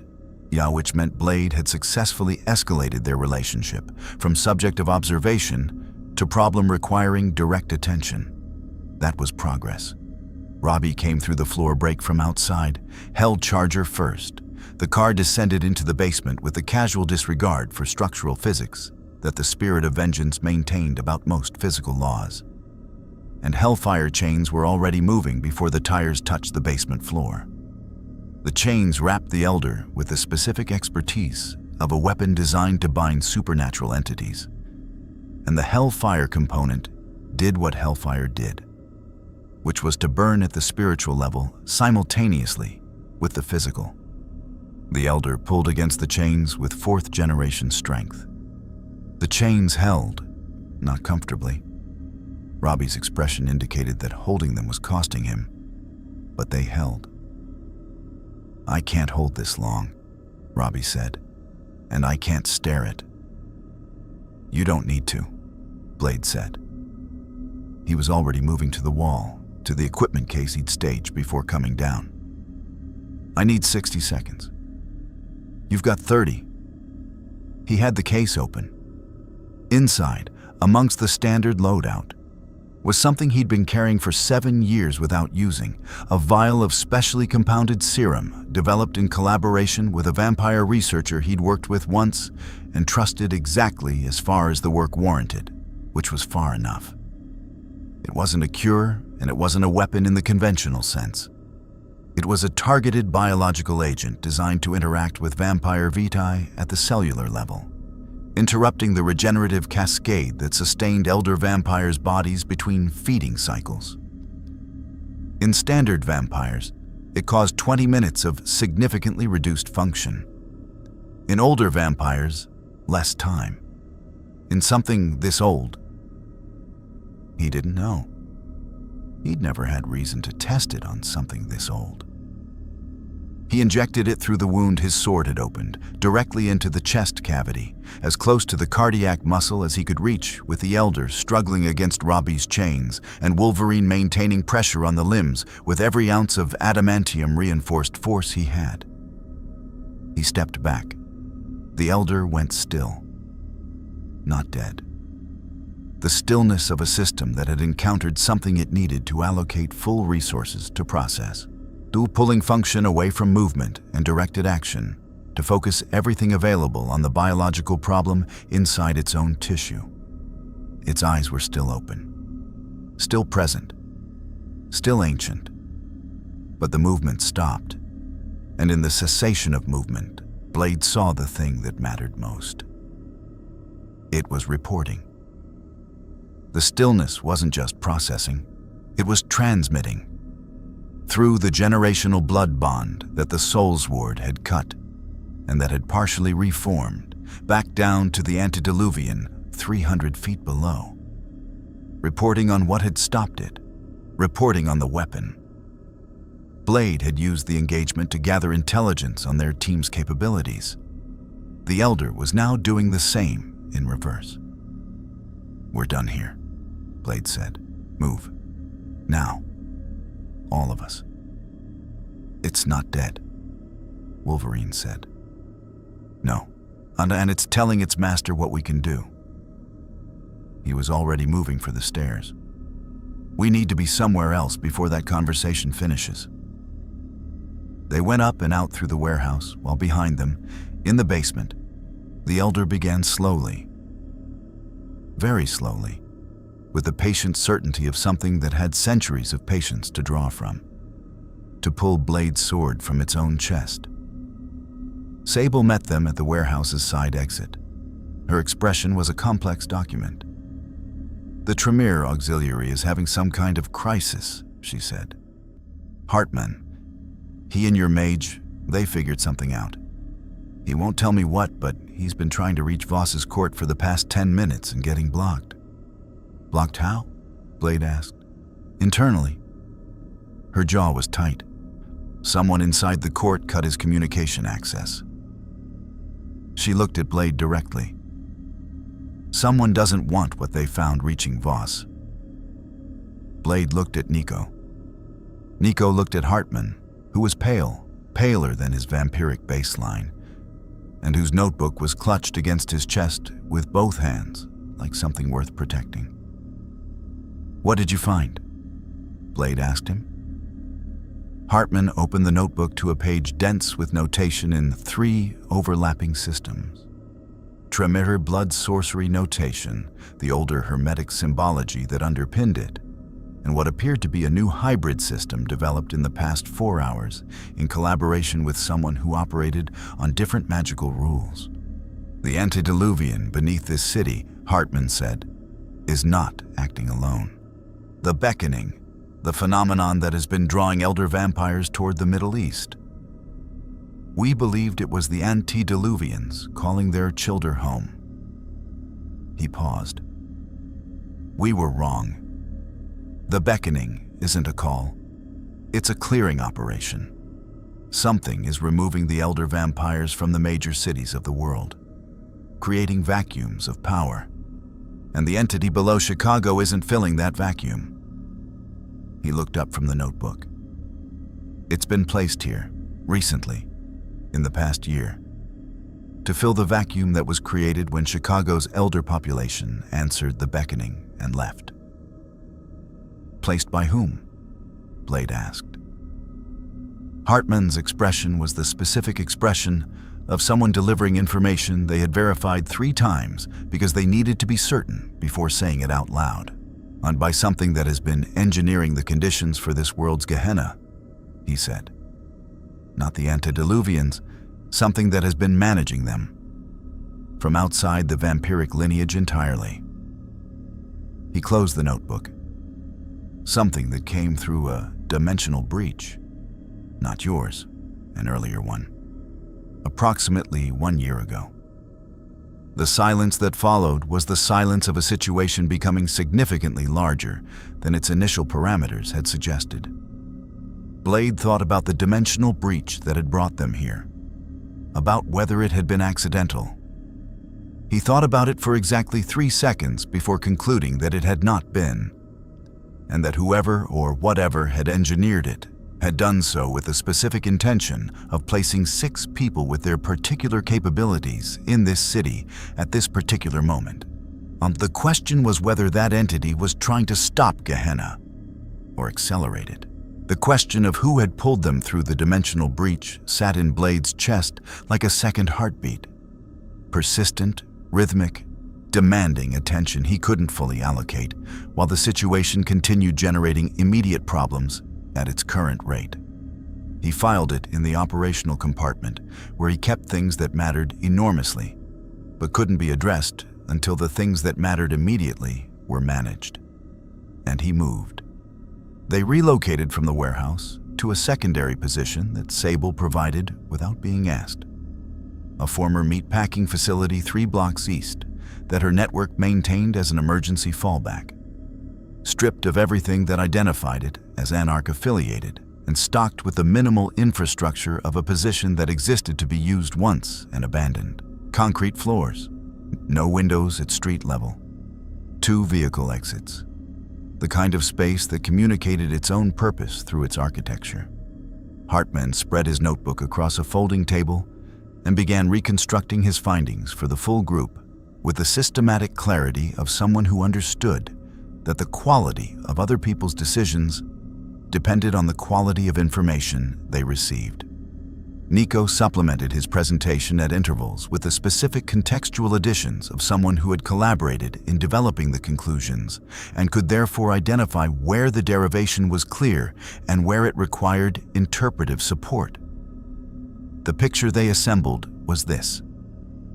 Approximately 14 months ago, a dimensional breach, smaller than the one that had deposited the Midnight Suns, more controlled, more precise, had opened in the subsurface infrastructure below what was now the Pilsen neighborhood.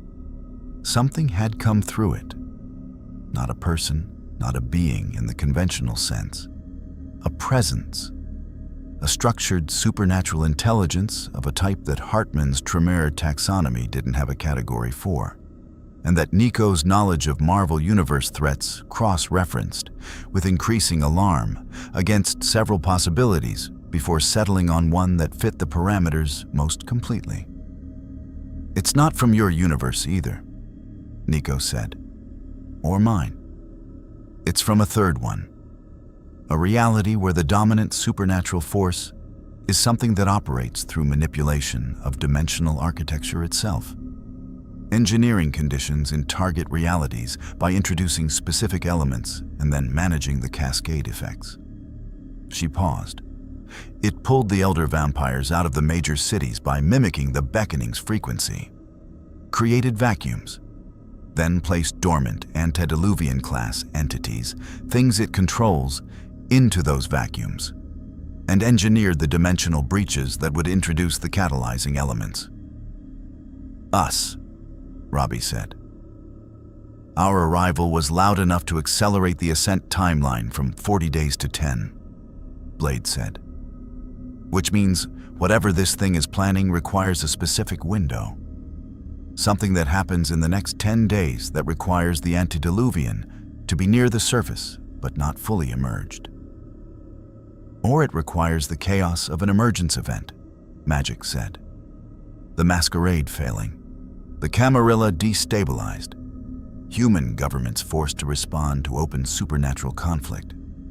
She was standing at the room's energetic center again, her awareness extended toward the umbral threshold. In limbo, when I want to reshape the political landscape of a dimension, I don't fight for control directly. I create a crisis that dissolves the existing structure and then occupy the vacuum. It's farming the collapse, Wolverine said. He said it with the flat recognition of someone who had seen enough history to identify the pattern across multiple iterations. Destabilize the established order, let the chaos consume the power structures, walk into what's left. The room absorbed this. Sable, who had been listening from the doorway with the expression of someone whose entire understanding of her world's political situation was being revised in real time, said nothing for a long moment. And then, the Anarchs have been saying for decades that the Jihad wasn't just the antediluvians maneuvering against each other, that there was something above the antediluvians managing the whole system. She paused. We were told we were paranoid. You were right, Hartman said, with the specific discomfort of a Camarilla-aligned vampire acknowledging that the people his sect had dismissed as conspiracy theorists had been more accurate than his sect's scholars. The Tremere have suppressed several research threads over the past century that pointed toward exactly this conclusion. I don't know if the suppression was deliberate or institutional, but it was deliberate, Sable said. Obviously it was deliberate. Blade let this wash past him. Thus, the political implications of what they'd uncovered were significant and would matter enormously to the people whose world this was. But they were not his immediate operational concern. His immediate operational concern was the 10-day window and the 6 capabilities he had available, and the question of how to use them against a threat that had spent 14 months engineering optimal conditions for its own success. The antediluvian below us, he said to Hartman. Is it fully under this entity's control? Or is it being managed? Hartman considered the distinction carefully because the distinction mattered. The blood sorcery readings suggest a compulsion framework rather than a full override. The antediluvian's own will is present, but directed, unlike... He searched for an analogy. Like a very old and very powerful animal that has been given a specific command and sufficient motivation to follow it, rather than a puppet with no agency of its own. Which means it can deviate from the command under sufficient pressure, Blade said. Theoretically, at significant cost to whatever is controlling it. Blade looked at Magic. She understood the question before he asked it. If the control framework is blood-based and generational, the Soul's Ward can cut it. Permanently, potentially, if I can maintain contact long enough. But long enough means being in direct contact with a 4th or 5th generation antediluvian while it's trying to kill me. She paused. I've been in worse situations. Name one, Wolverine said. Limbo, every Tuesday. She said it without humor, which somehow made it more convincing.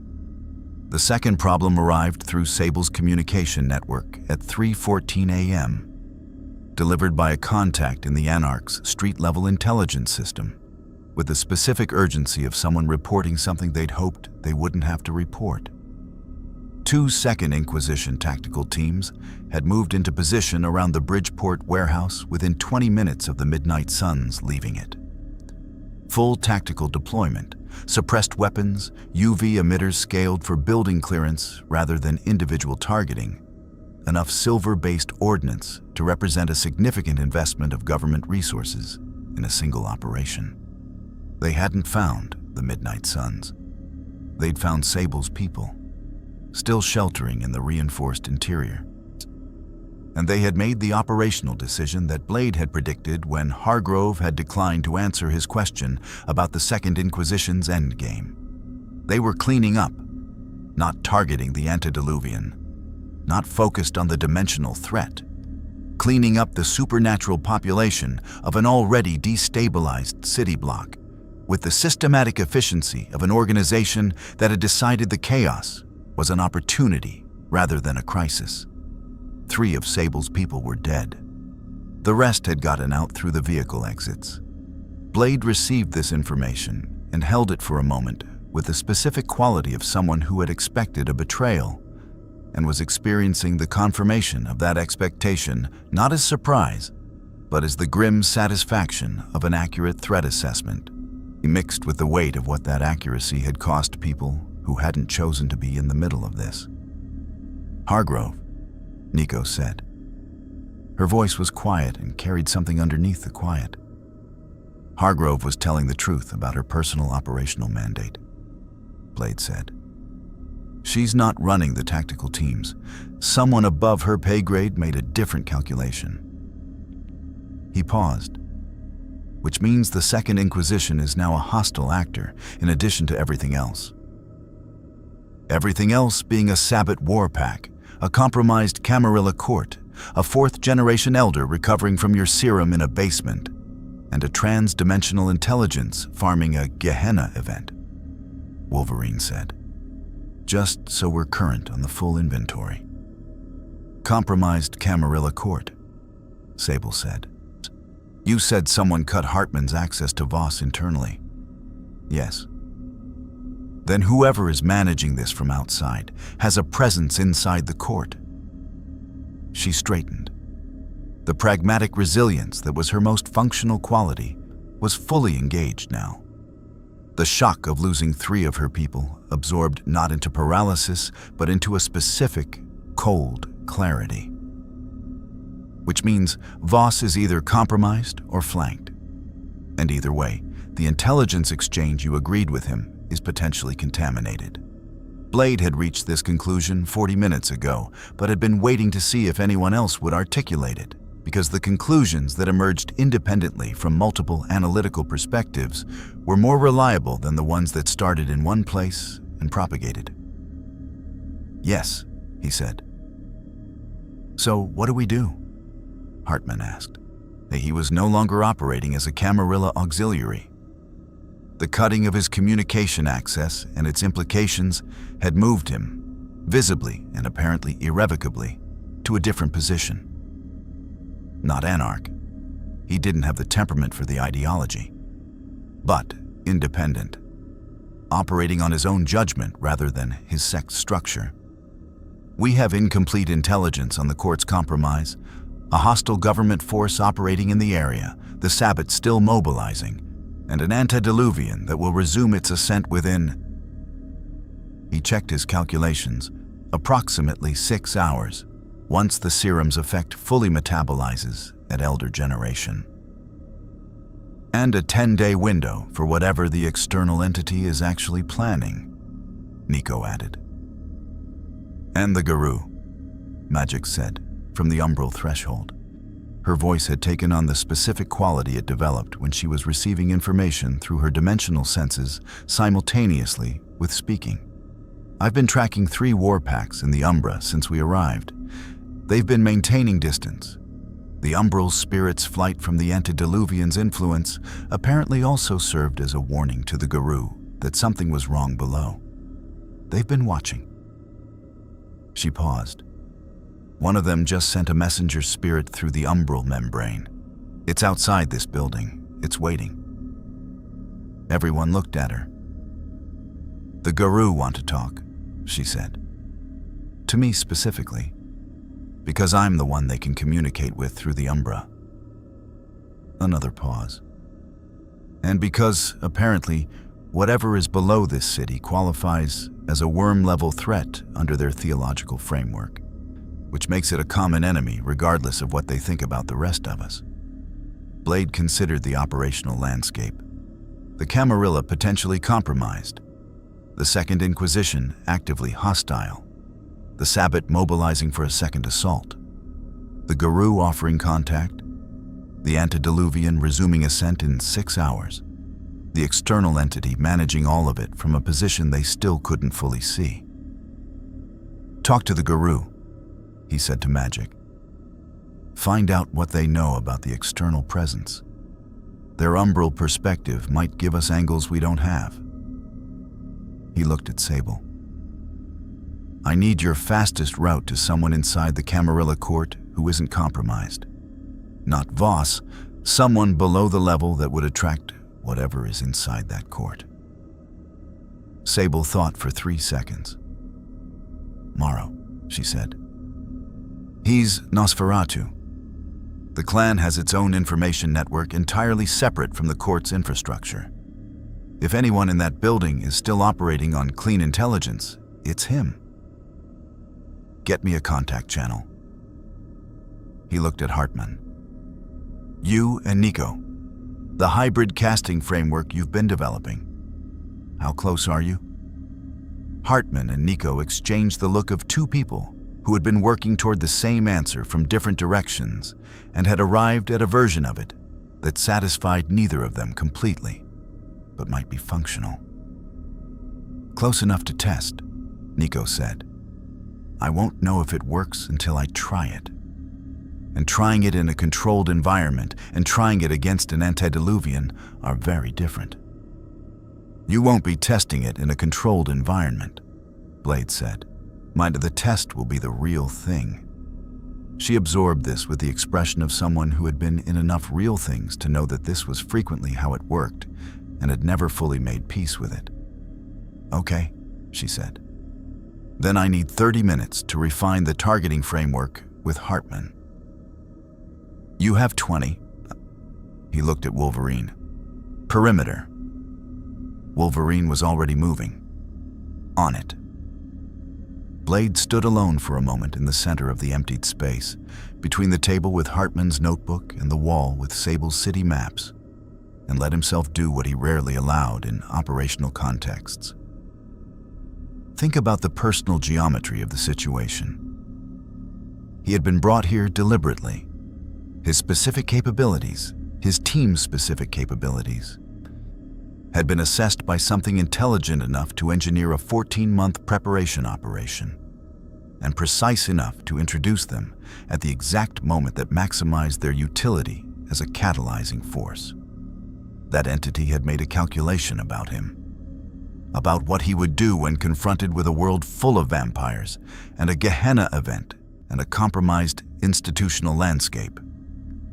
It had bet on a specific response. He spent a moment considering whether to do something else entirely, simply to deny an unknown entity the satisfaction of accurate prediction.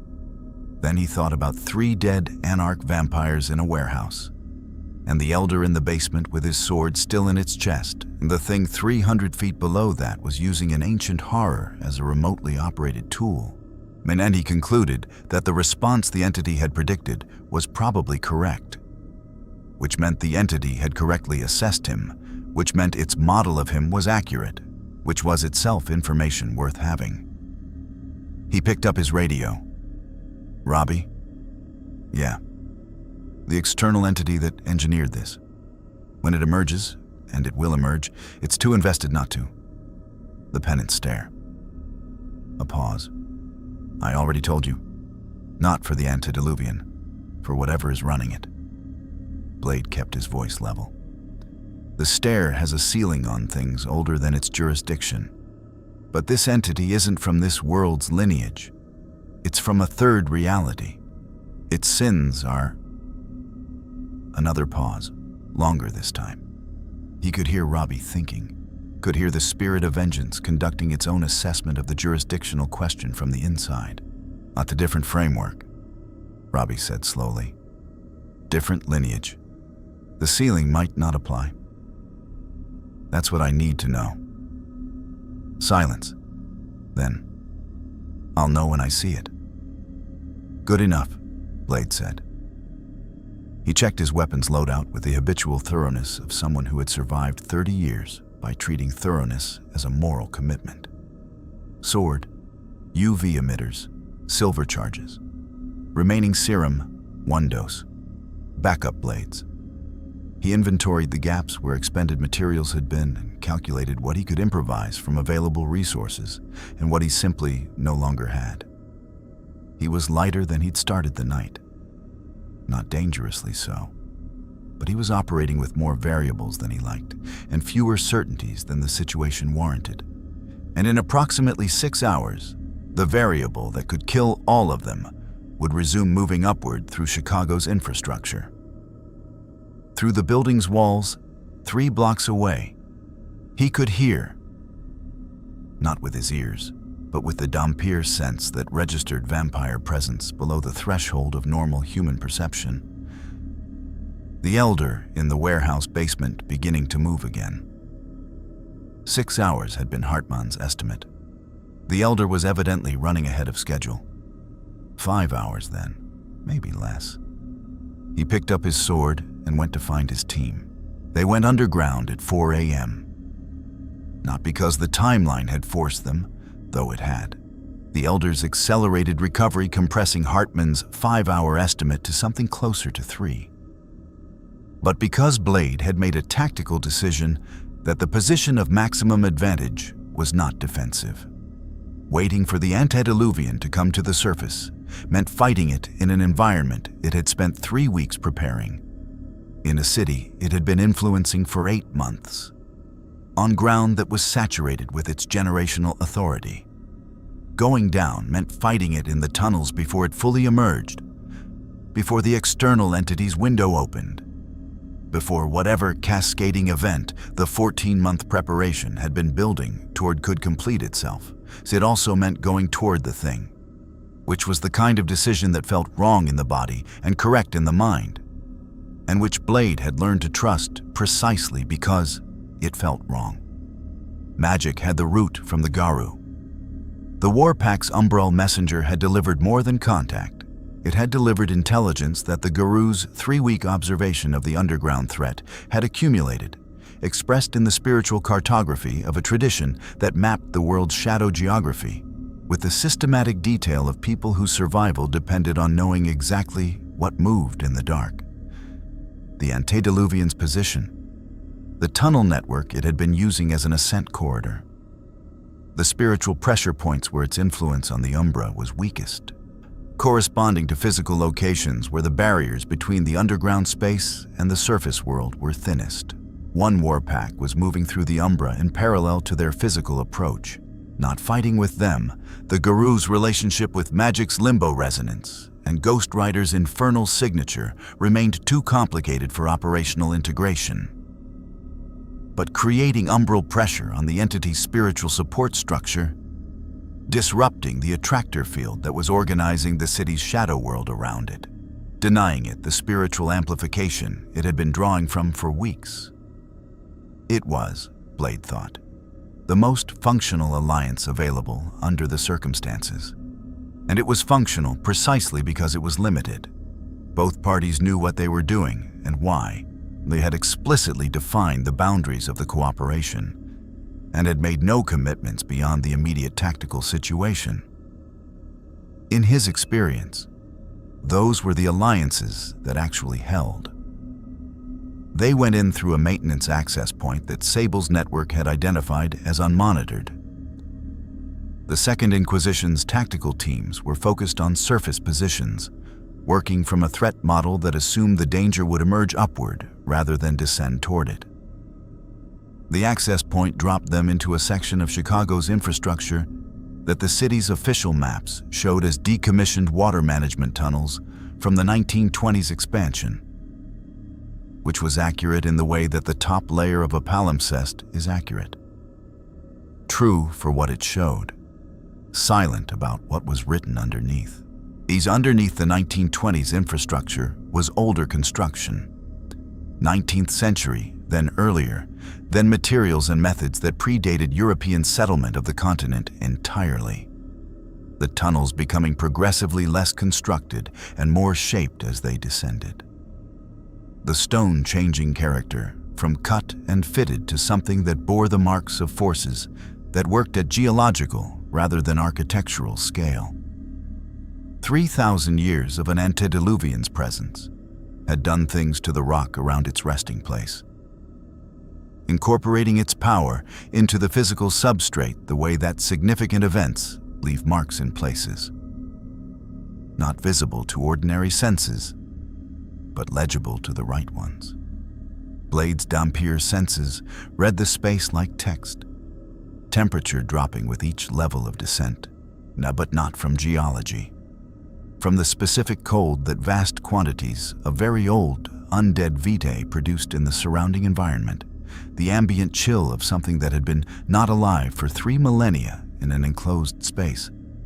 The smell was beyond blood, beyond death, beyond anything his 30 years of hunting had given him a reference point for.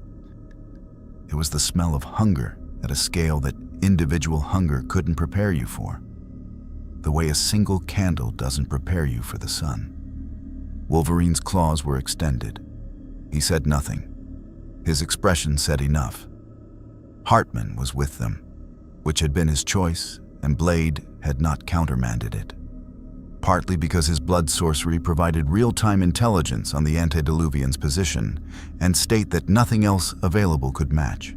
And partly because the man had crossed a line in the past 3 hours from Camarilla Auxiliary to something that didn't have a clean institutional category and was operating from conviction rather than assignment.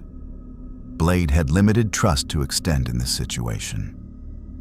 But he extended what he had toward people who had made difficult choices for reasons that held up to scrutiny. They reached the 4th sublevel at 4:23 a.m. and found the Elder waiting for them. It was standing in the tunnel junction with Blade's sword still embedded in its chest, which was a statement as deliberate as any speech.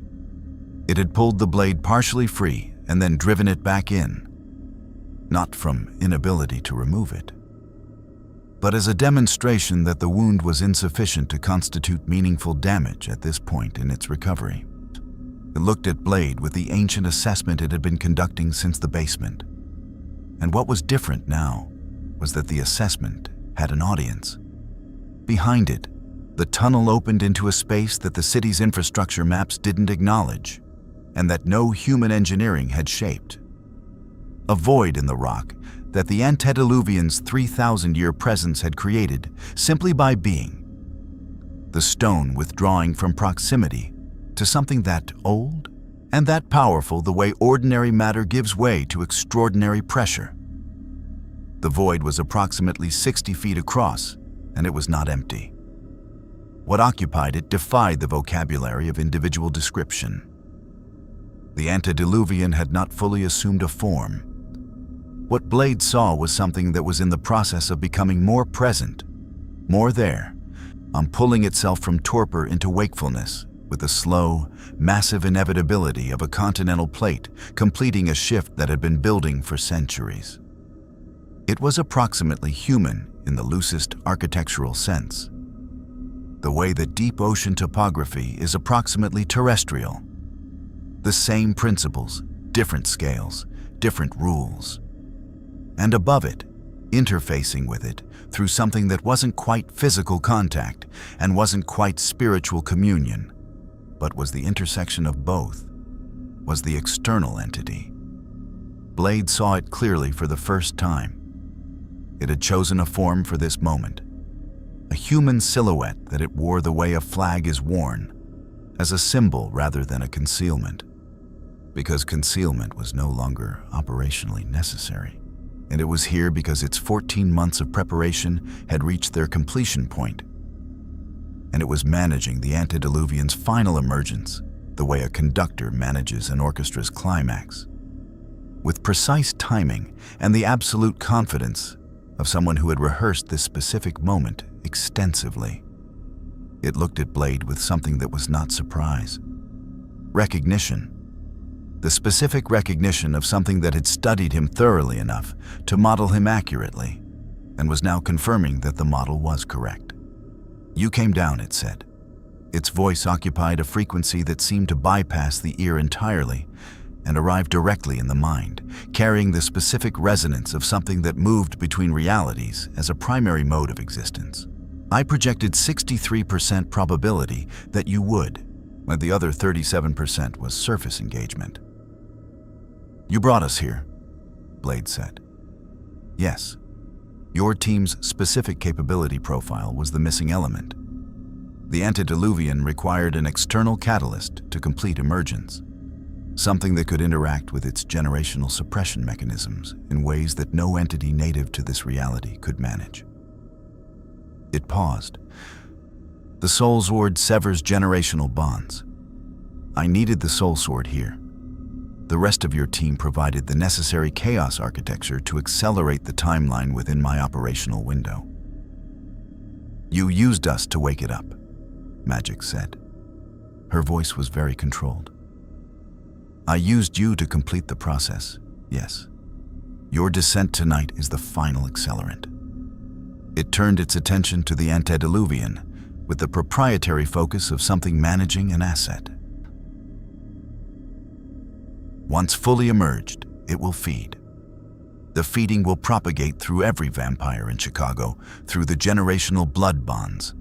Every child, every child's child, every descendant carrying the lineage. Mass diablerie at a city scale.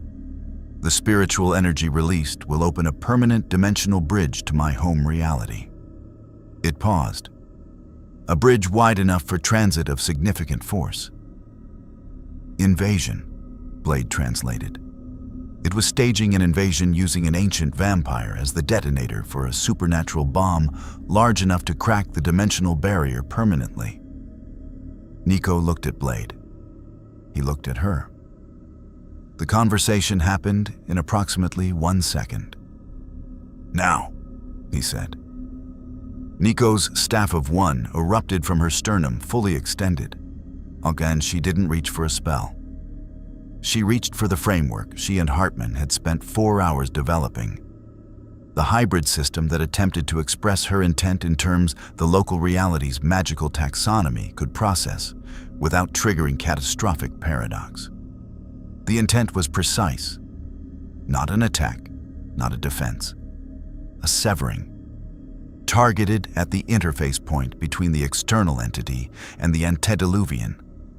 At the control structure that was directing the ancient vampire's emergence, rather than at the vampire itself.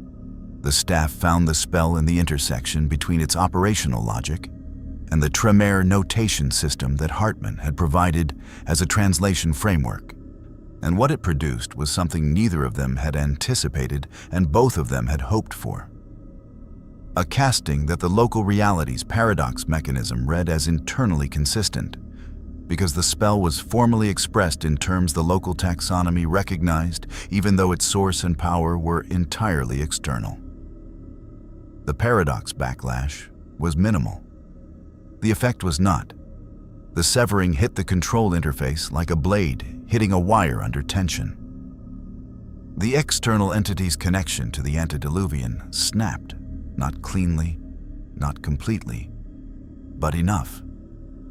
The compulsion framework that had been directing the antediluvian's emergence broke at its load-bearing point, and the ancient vampire, suddenly freed from 3,000 years of directed command, responded the way that anything responds when it has been controlled for longer than it can remember, and the control suddenly releases.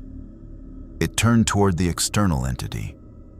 The entity responded with the first thing it had done since they'd arrived in the space that wasn't precise and controlled. It flinched. The antediluvian, free of its direction, was not the asset it had spent 14 months preparing.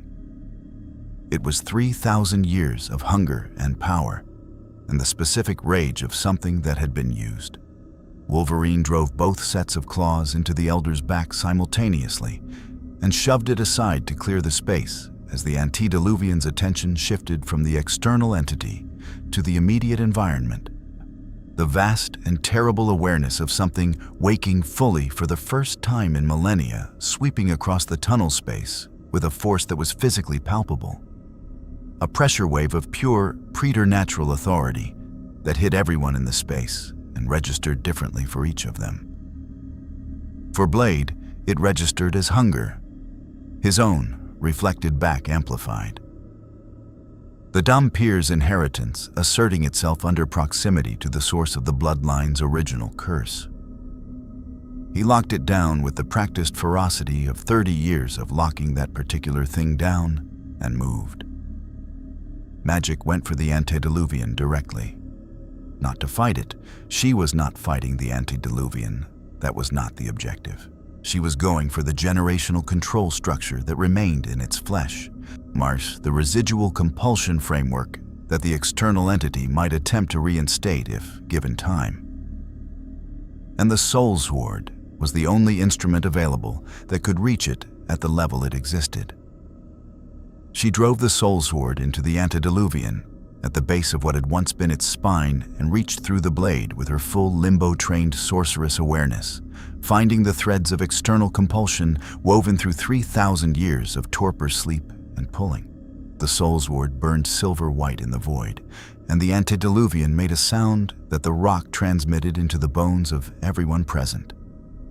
And the generational compulsion threads came free in magic's metaphysical grip and dissolved, not severed this time, dissolved, unmade, their connection to the external entity's framework permanently interrupted.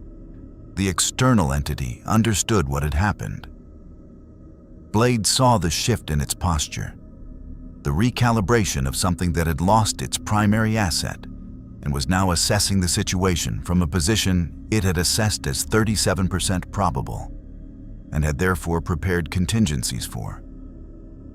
Robbie stepped forward.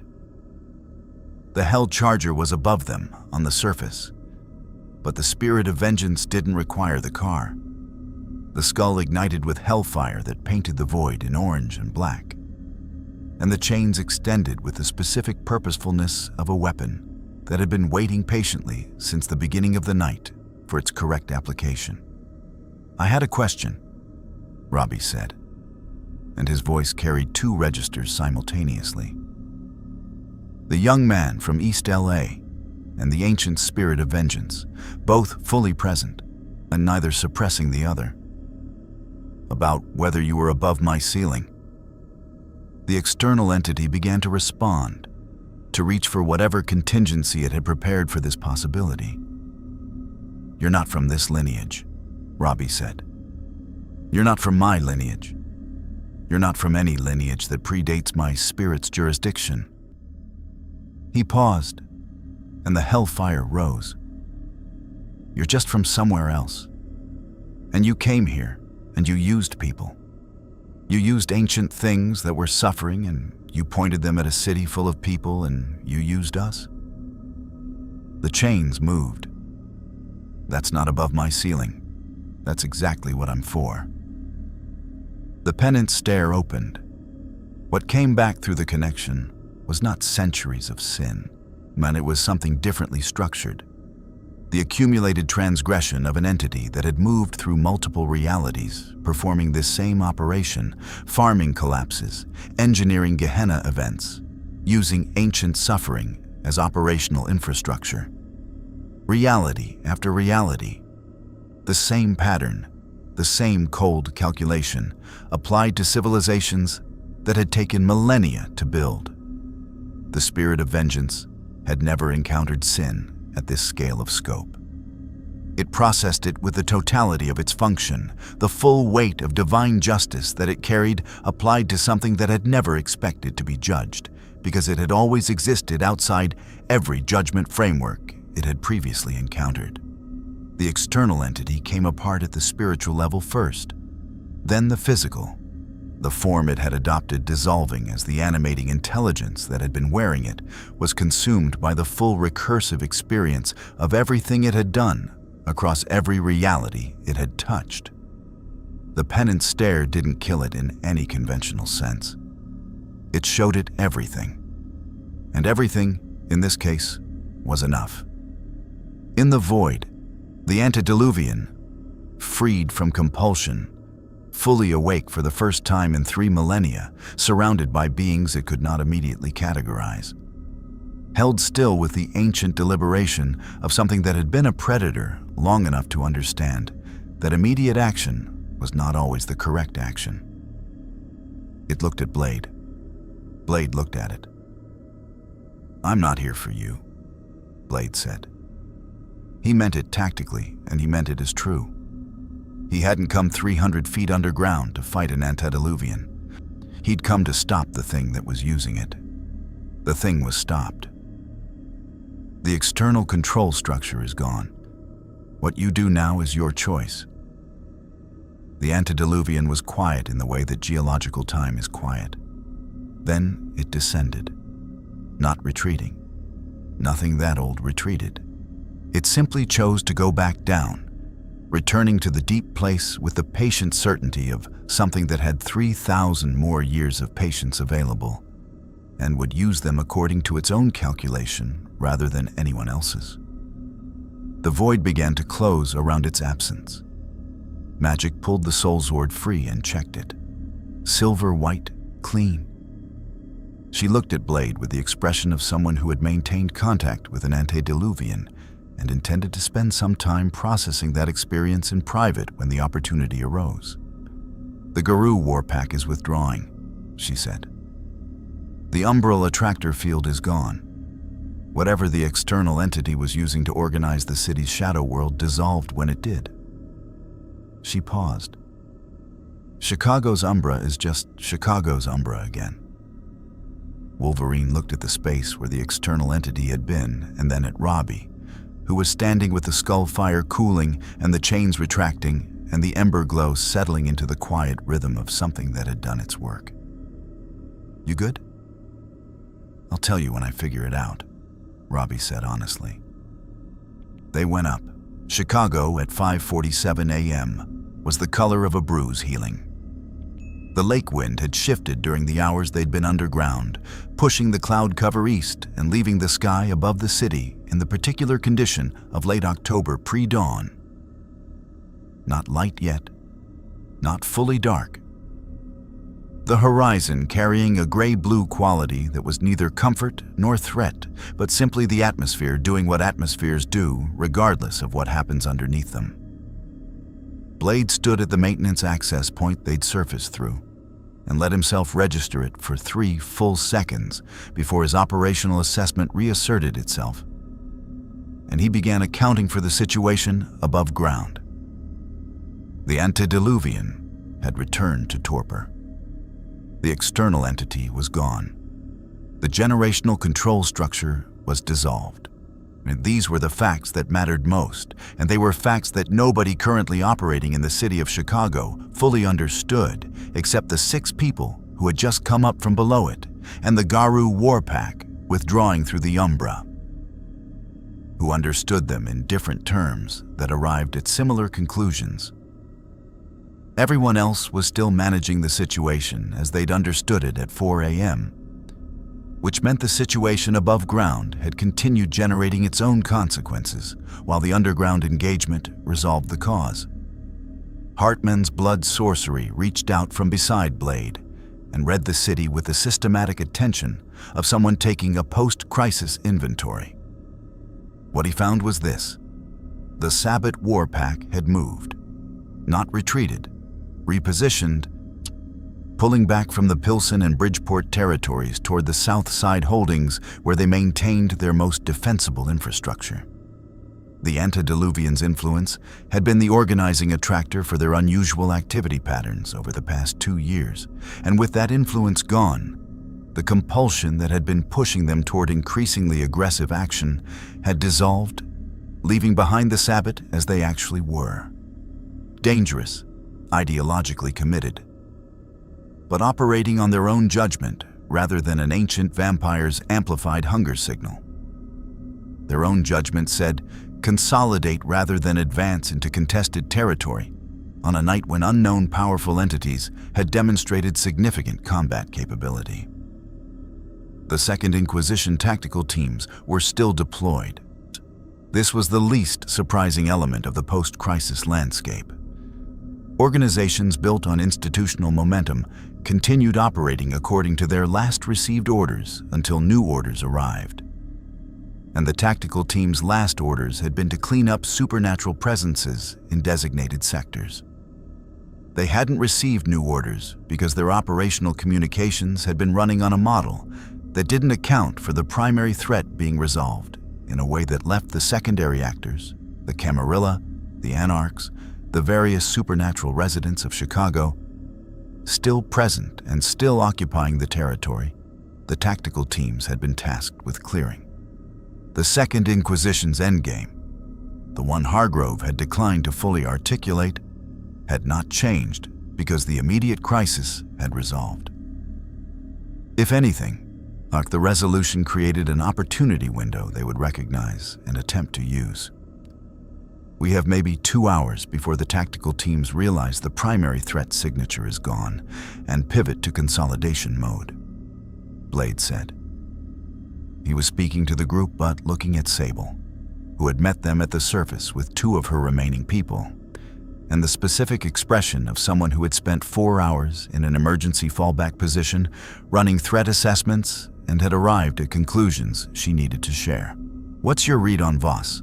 Sable had spent those 4 hours in contact with Morrow through the Nosferatu's separate communication network, which had not been compromised because the Nosferatu maintained their information infrastructure with the specific paranoia of a clan whose survival had always depended on knowing things that other people didn't know they knew.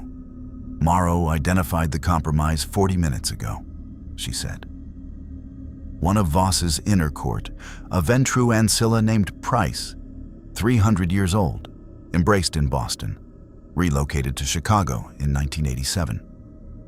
The blood sorcery signature on the internal access blocking matched Price's thaumaturgical baseline.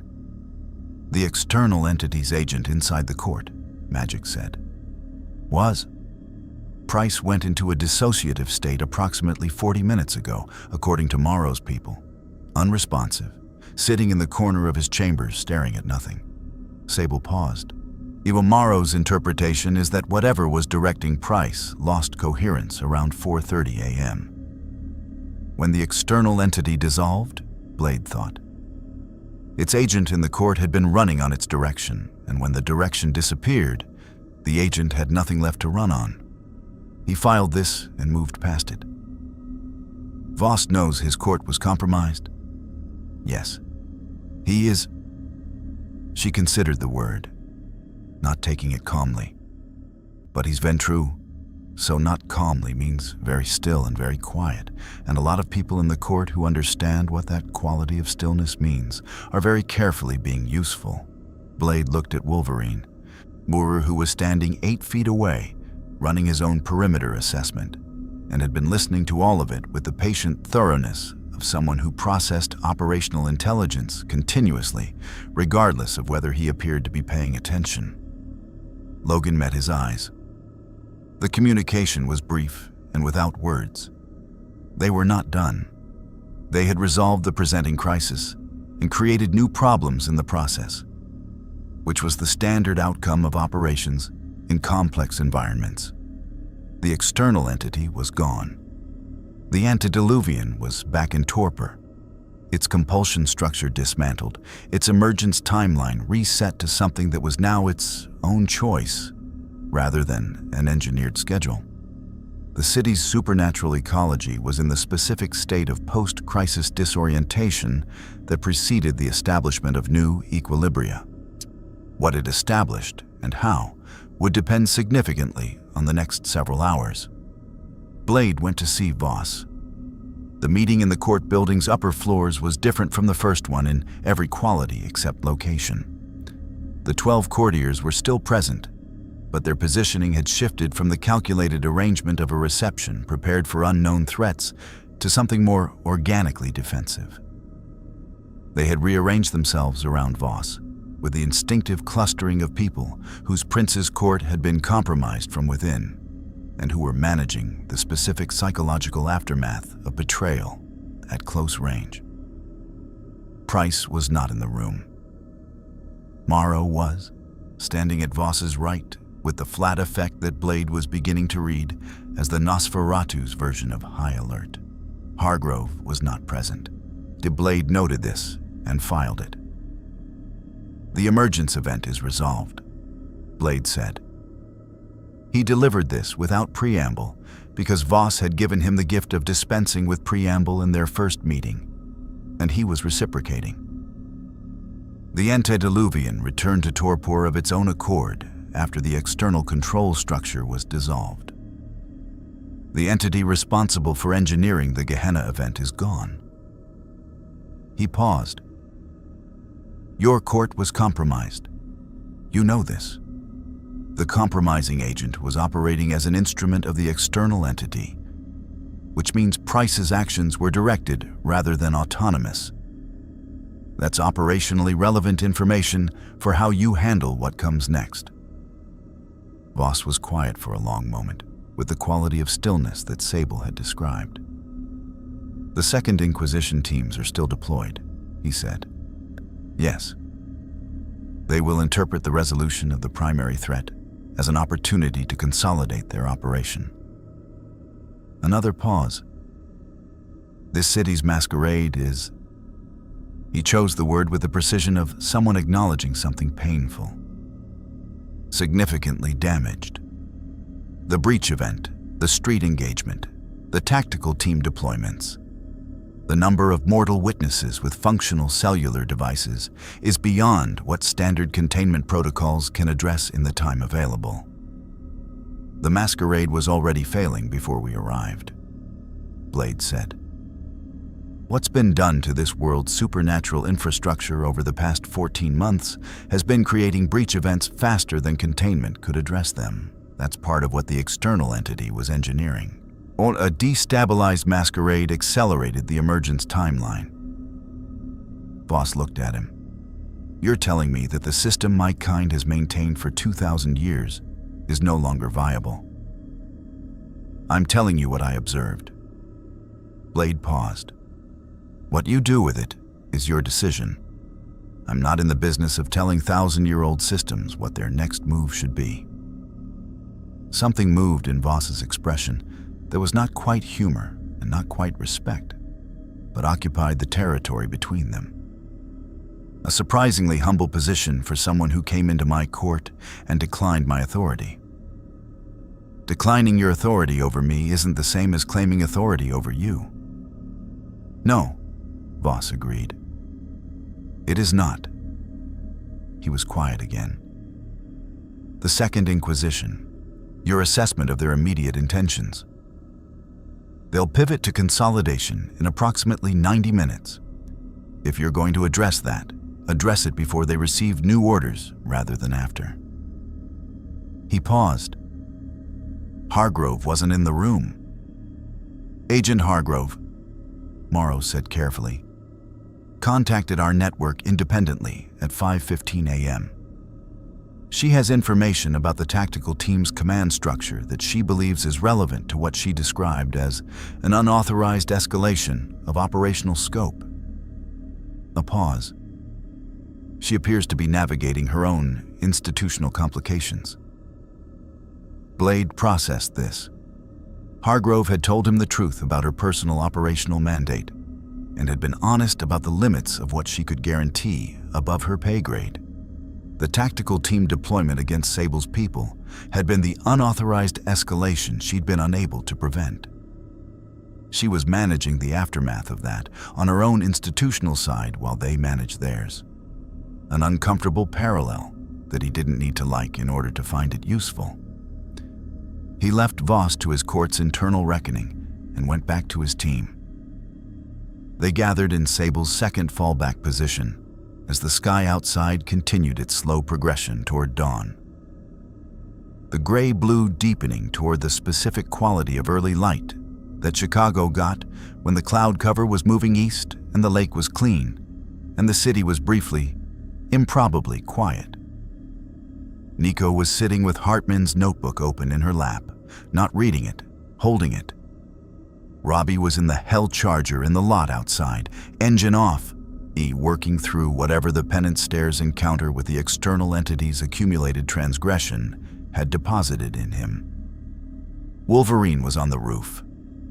Magic was standing in the center of the room with her eyes half open, conducting the slow, systematic work of monitoring the umbral landscape as it settled back into its ordinary configuration.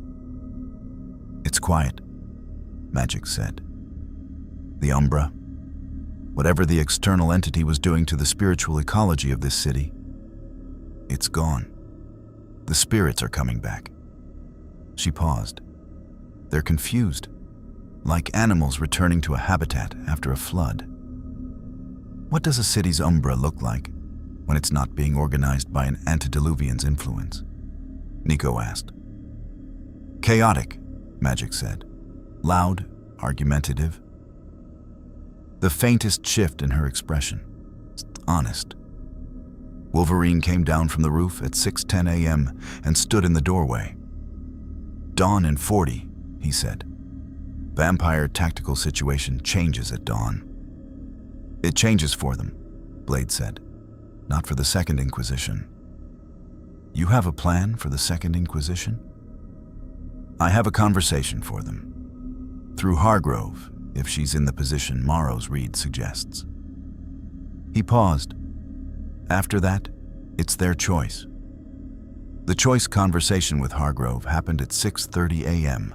by phone, with Morrow's network providing the communication channel. It was short. Blade laid out what had been resolved, what the unauthorized tactical team action had cost Sable's people, whereas what the tactical team's continued operation would cost in a city whose supernatural community had just collectively experienced a crisis that had moved everyone involved toward a temporary and fragile state of mutual exhaustion and tactical restraint. He did not make threats. He made observations. He made them clearly and without elaboration because Hargrove was intelligent enough that elaboration would have been condescending. Hargrove was quiet for 15 seconds after he finished. Then, "I'll need 12 hours to address the command structure issue internally." "You have 12 hours, Blade said. "After that, whatever your command structure decides.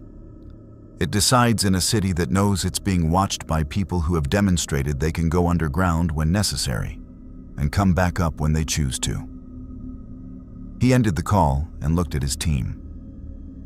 They were battered in the specific way that people are battered when they have been in a complex, multi-front engagement for the better part of 8 hours, not broken, not even close to broken, but marked by it. Wolverine's jacket had been destroyed and replaced with one of Sable's spares that was 3 inches too short in the sleeve. And he was not discussing this. Magic had shadow-burn scars on her left forearm that her limbo physiology was slowly addressing. Nico had split knuckles that were healing at normal human rate, and a relationship with this world's paradox system that had been forged through exactly the kind of crucible that tends to produce functional understanding. Robbie was Robbie, processing the night's events in the way he processed things, internally, carefully, with the spirit of vengeance as both companion and interlocutor. They needed the dimensional breach that had brought them here to reverse. That process, Hartman had explained, would require 2 things: a source of sufficient dimensional energy to reopen the pathway, and the precise frequency signature of their origin reality encoded into the reopening mechanism. And the external entity's dissolution had left traces of dimensional bridge architecture in the umbral layer above the underground void. The structural remnants of the 14-month preparation. Magic could interface with those remnants through Limbo's membrane. Nico's staff, operating through the hybrid framework she and Hartman had developed, could encode the origin frequency into the reopening mechanism.